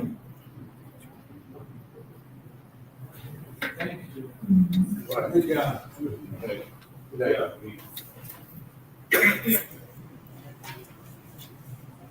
Good evening, Mayor. How are you? As the mayor stated earlier, I'd like to ask everybody in the community to please pray for the family. As most of y'all know, we had a tragic fire yesterday morning. So please pray for the family and the first responders in this troubled time. On a good note, we graduated 4 recruits last week. I'd like to thank the mayor, Councilman Green for showing up. It was a pretty good graduation ceremony. I'd like to thank y'all for coming and y'all support. We have a bicycle drive going. We're gonna continue collecting till tomorrow. And it's going really well. I'm gonna put the numbers out there right now, but it's going really well. But that don't mean I'm still not gonna be collecting, because I want to reach as many children as we can and get them on their bikes and get them outside with some activity. So, and I will announce this weekend the giveaway day and the details on what that's going to look like. So I want all of y'all to spread the word so we can get that out there. Also, we had our 100-year anniversary for the Madison Fire Department. So I encourage y'all, if y'all haven't watched the video, it's about 11 minutes long, but I think it's well worth it. So it's shared on the city page now. thank the mayor for sharing that. If not, it's on the Bastrop Fire Department page. Please go look at it and look at the history of the Bastrop Fire Department for 100 years. So we celebrated that, and as you'll see, a part of that video, you'll notice where I speak in there. And I'm proud to say my family has been part of the Bastrop Fire Department for 74 continuous years. That's so Did you get what, Councilman James said? We look forward to you. Need more. Little bastard. Right. So, and then We want you here, we can fight. on a personal level, I told the mayor and the staff meeting the other day that, Ruston Fire Chief, suddenly passed away, about a month ago, and he was the district representative of the state of Louisiana for the Louisiana Fire Chiefs Association. He was over 12 parishes. So that created an absence on the board, and I was elected and nominated to be the district. Come on now, come on. That's all I got. Thank y'all. I'll be back up in a minute, asking for some money. Question. Did y'all do anything, celebratory for the 100 years for the firemen, for the fire department? So we had we celebrated our annual Christmas supper. Okay. And we put together a tribute for video and everything. So all our retirees and all that was there. Okay. But yeah, so go check it out. All right, thank y'all.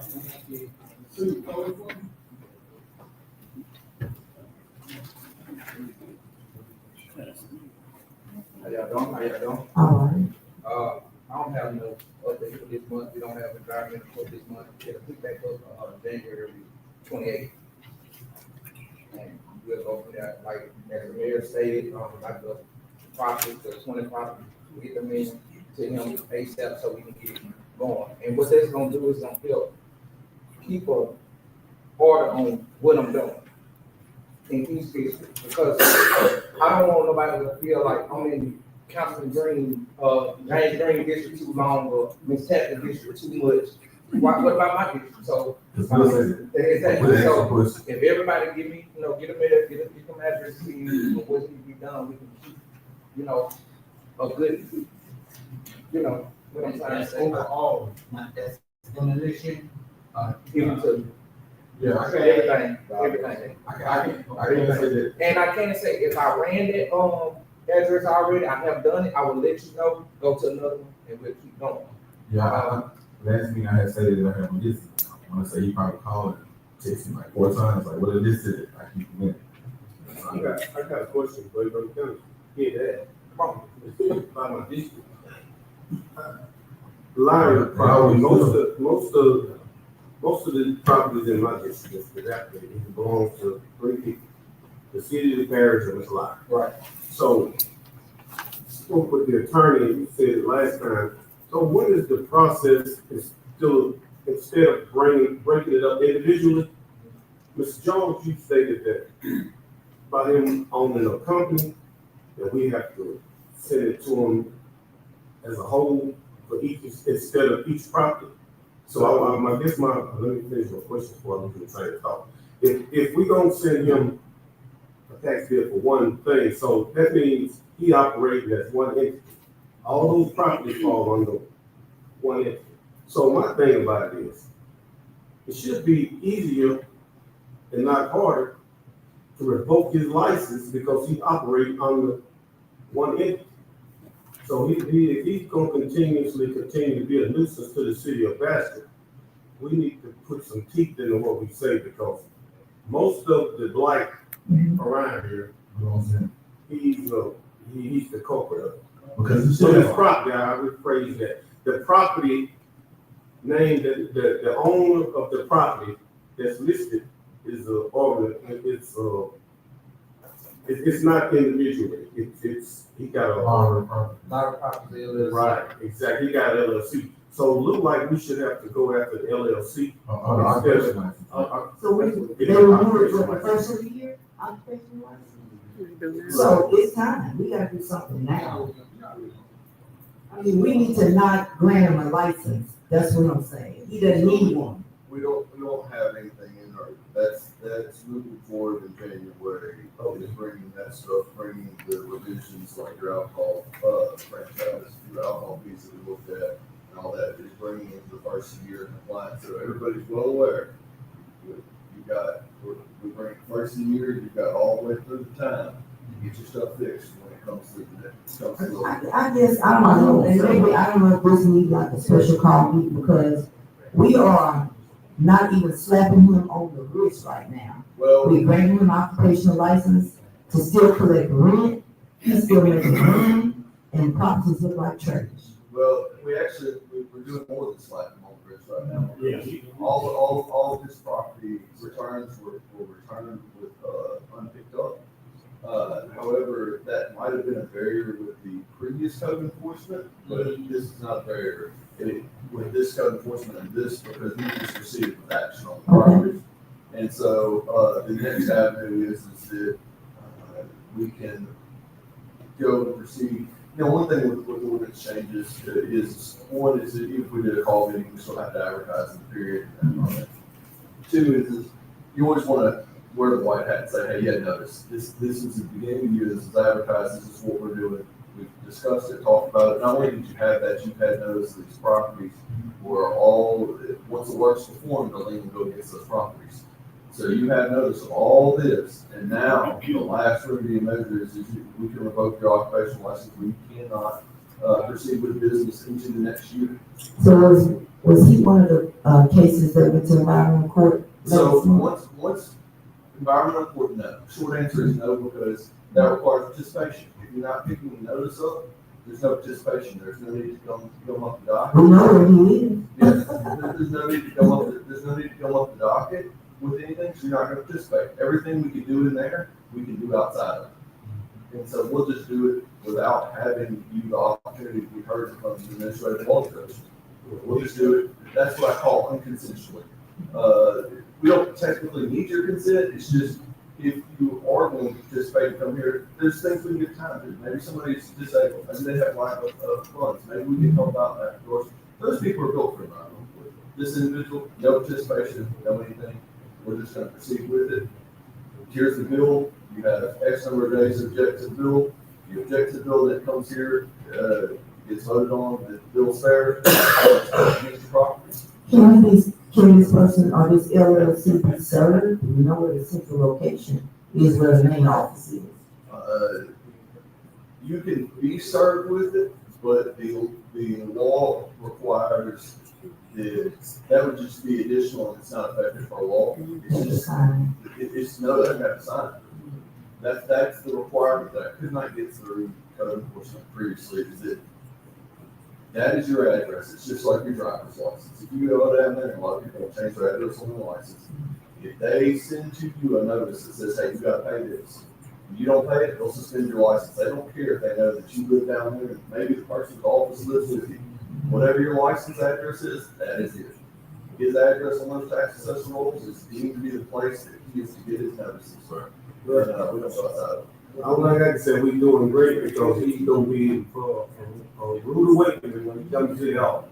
And so I would tell anybody with this council, if you got a lot of property in your district, contact the attorney because they still are going through all the strenuous stuff that comes up with a simple solution. And I think we're gonna get his attention when he comes to the office. And I'll tell you that, and it kind of relates to the next thing being that, Smile Court is that I participated in doing, some stand-ins for the prosecuting efforts in court. And there were several people who asked for community service. And when it was asked, was there anything that could be performed during the winter? We had more than enough. And so I had two people from last court docket who, in addition to just receiving normal requirements, the judge ordered them to do extra community service hours, and we sent them upstairs and said, hey, sign up for 20. There's money to be done to help get by.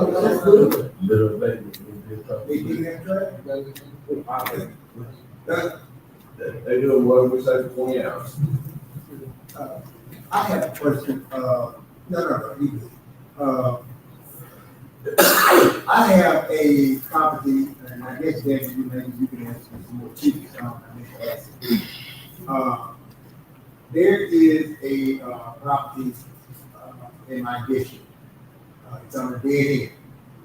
And there is a garage operating on top of the street at the dead end. There's cars, there's all kinds of electrical equipment on both sides of the road.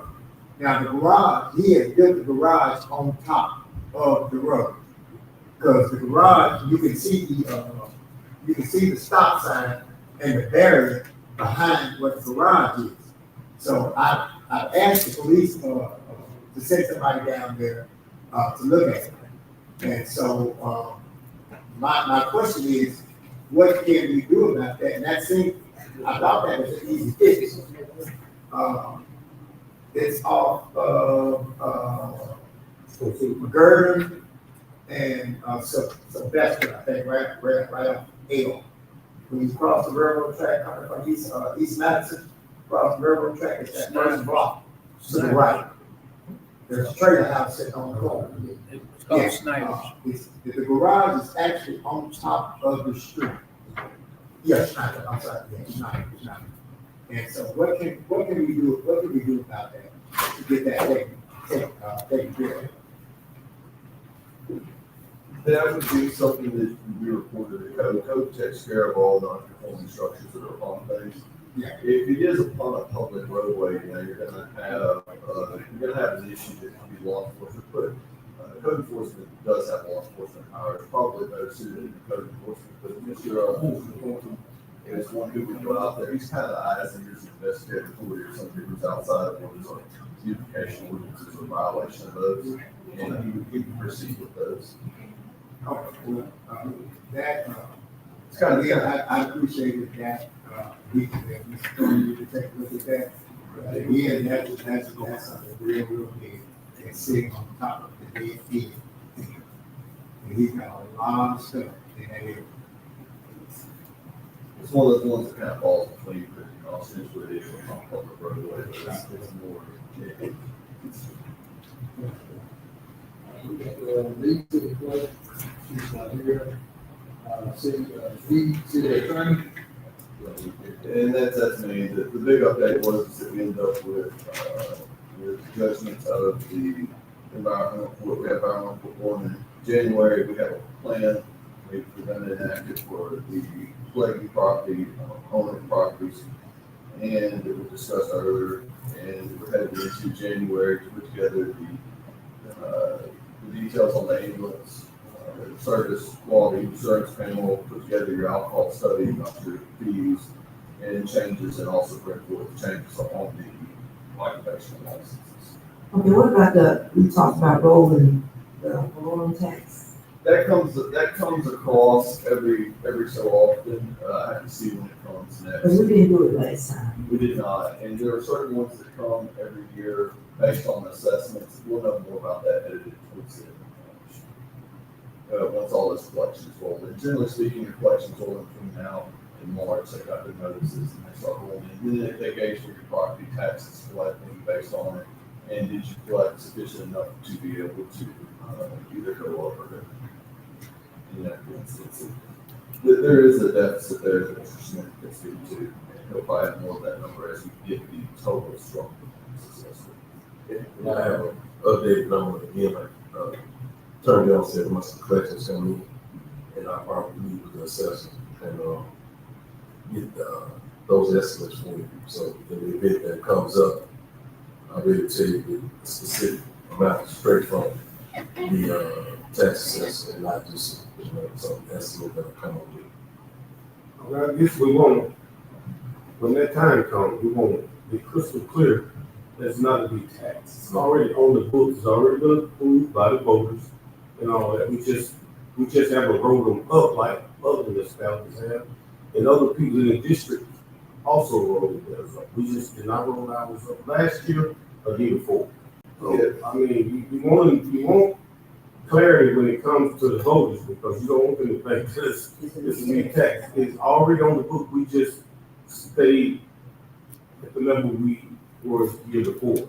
So I think that's what we need to, we need to get our messaging on point to the voters so it won't be no misunderstanding. As to that we trying to force a tax on them. No, it's already been approved. We gave you some relief in the last couple of years, but if you don't keep up like everybody else, the insurance go up and everything, everybody else, you have to keep up because you're doing your citizens a disservice. And really don't, it's a presentation factor whenever you vote on those millages. Everybody talks about the millage amount. It's not actually the millage amount that counts. It's the amount that you're taking out and that you're bonding. And that's the estimated millage amount to cover that amount. And so what happens is when collections fall below or anything like that, you're not actually collecting the amount that is the one that's authorized. It's really in the presentation of the initial voting on that is that you vote an amount, and it's believed that that amount of millage will cover it, and then as the years go on, the values fall and it gets below. And so what ends up happening is you end up taking money from your general fund to cover debt that was the voters voted to cover the code. Move to 10, unfinished business, action on orders for the resolution to three meetings. We have a resolution 25-219, one civil service board. At this time, I make the motion to approve Ms. Tessina Adams Rochelle. I second. All in favor? Aye. Any opposed? Discussion. Roll call, please. Roll call. Yes. Any discussion? Yes. I have one question. Do we have a slight bio or the basic information for Ms. Tessina Michelle? I can tell you a little bit about her. She is a representative she lives in District K. Ms. Rochelle is a lifelong member of Millhouse Parish. She's married to Mr. Charles Rochelle. She's a good person in the community, involved in church activities. She's a good representative, in my opinion.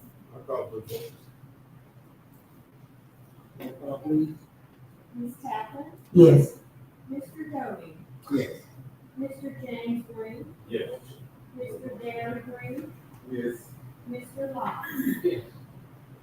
Five, unanimous, all in favor. Motion carried. We also got, we only have two. We only have one. The founder is the only person, that's on the civil service board level as well. Now we added this, Rochelle to it. We got this Carolyn. We get this Carolyn on there also, so we can have a meeting, so. We're gonna try to do a special. So we'll have two members. All of them feel. So we got These are the tickets. So we didn't brought them. I thought, yeah. You said you got that notice? We got police outside. Five. So we got, we can't go, we can't go meet unless we got to. Four.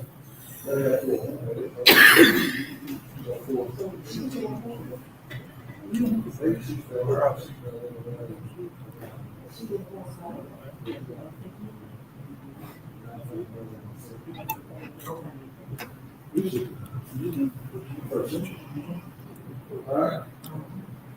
We got number 11 of business, action on proposed new resolution. Resolution 25-2121. Approve budget amendments for fire department line items. Again, Mr. Reed, you want to speak on it, or you want to let me go?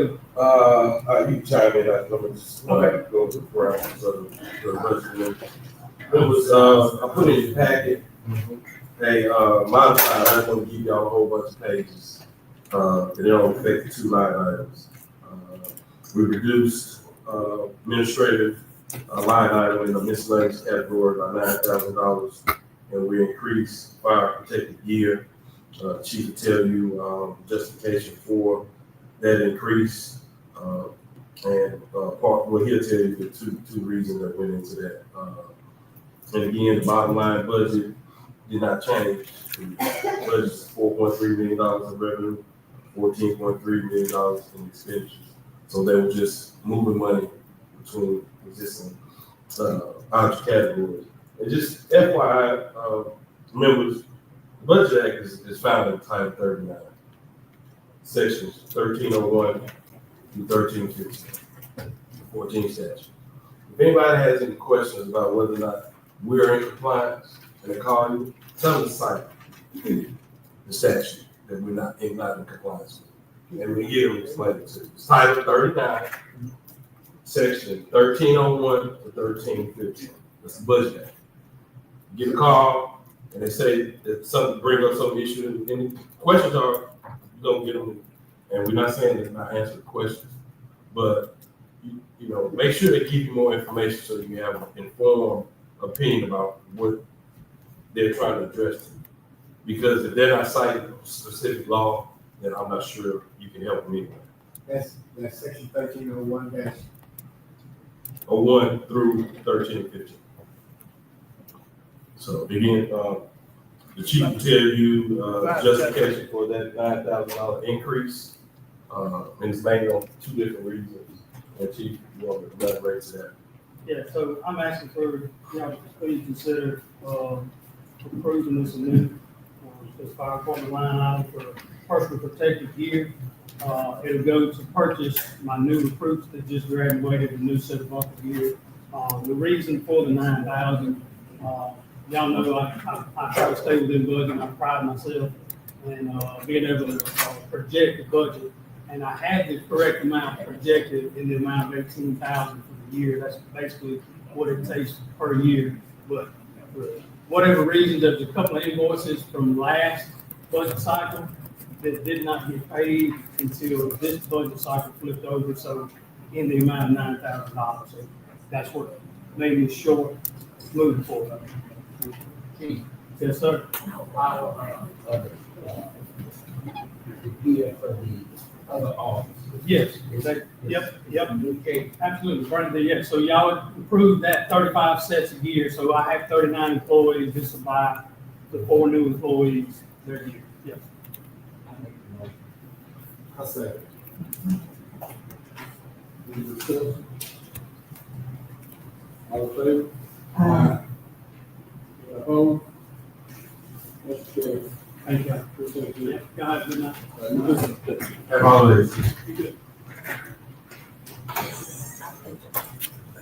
want to do approve CA for KMB for demolition of 2110 West Madison Avenue, District E, Mr. Law, Councilor Law.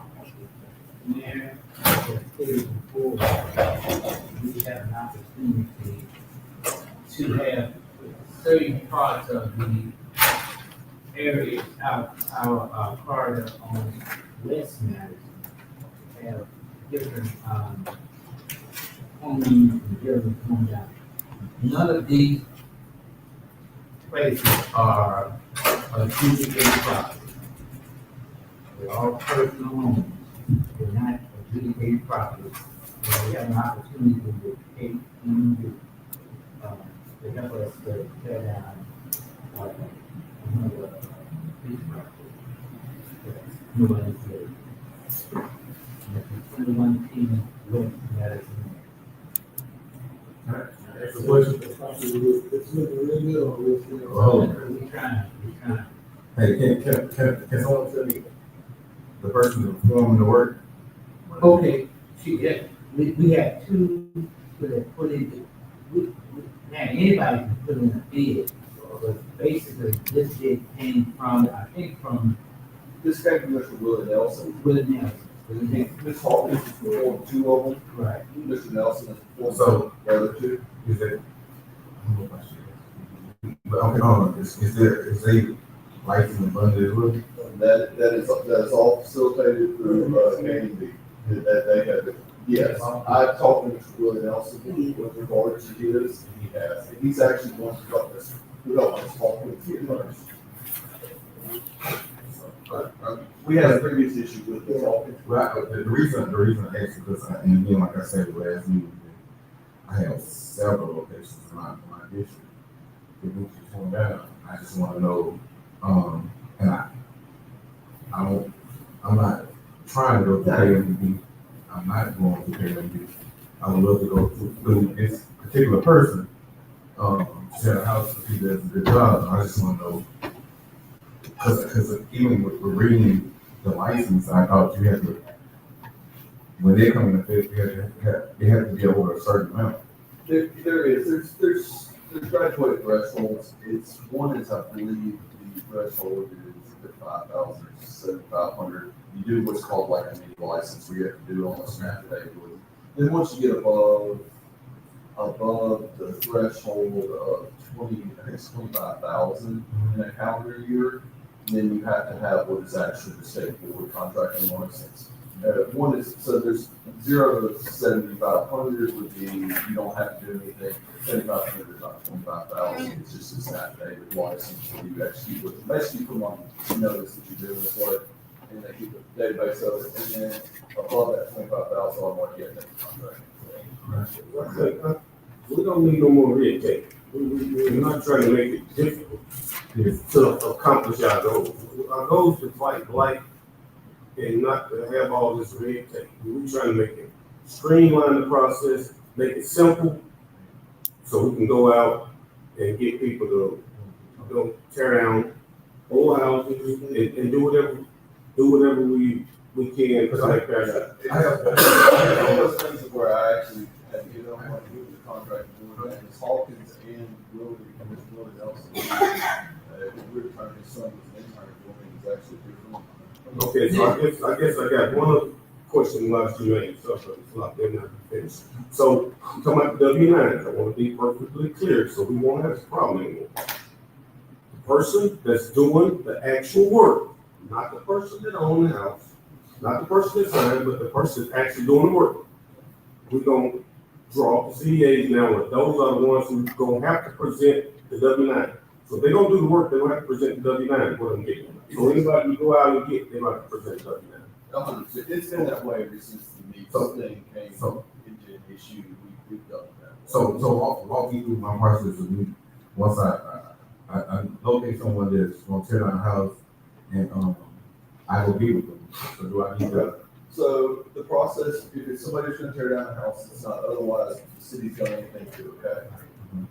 You would need to ensure that the property owners or the agents of the owners are the ones who are signing off on the action to allow you to. So it would be just like the one that's with Ms. Harris, Ms. Hawkins, whatever we reform it, that we've done before, where the authorized representative or the owner comes in, signs off, says, yes, you have consent to be on the property, and these actions, the contractor, whoever you're gonna use to do it, is authorized to take these actions, undertake this work, and then it would be the contractor presenting us the final invoice, saying that this occurred, and that this is where the payment goes to. Yes, and a W-9.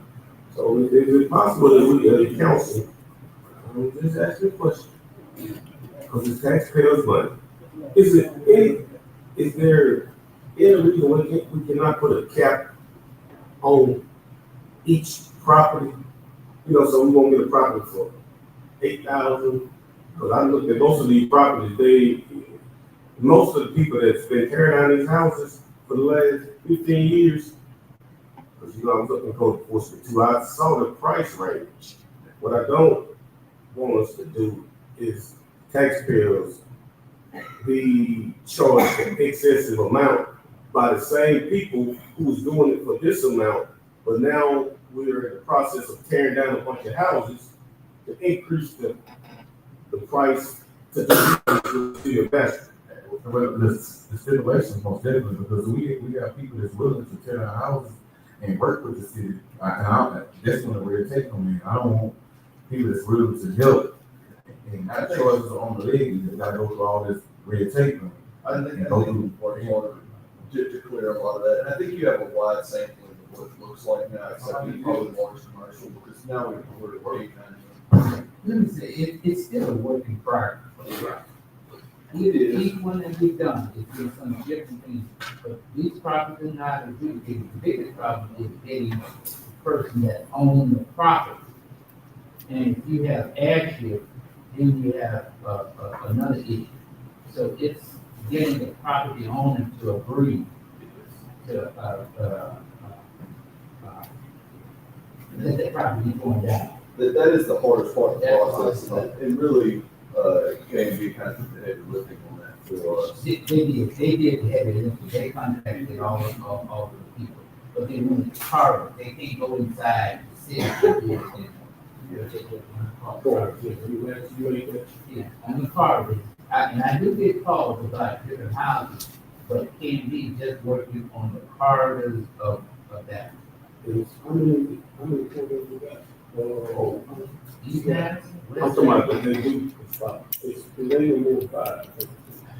East Madison, West Madison, So that's right. Matter North and South Washington. No, that's about it. Everything. Take care. Yes, it is. Yeah, I call it. I got a quick question while we're talking about that. In the process of tearing down houses, there are some properties that have the big trees on the property. Most of these people are not, those people don't tear. They tear down the houses, they don't bring down the trees. Can we also contract with a tree cutting service to take some of these trees down? Well, only the tree on the property, that part, the tree belongs to the owner. So we can't do anything with the trees. It wouldn't be, unless it's created something that would be hazard or a violation of our ordinances, it's really kind of outside of us.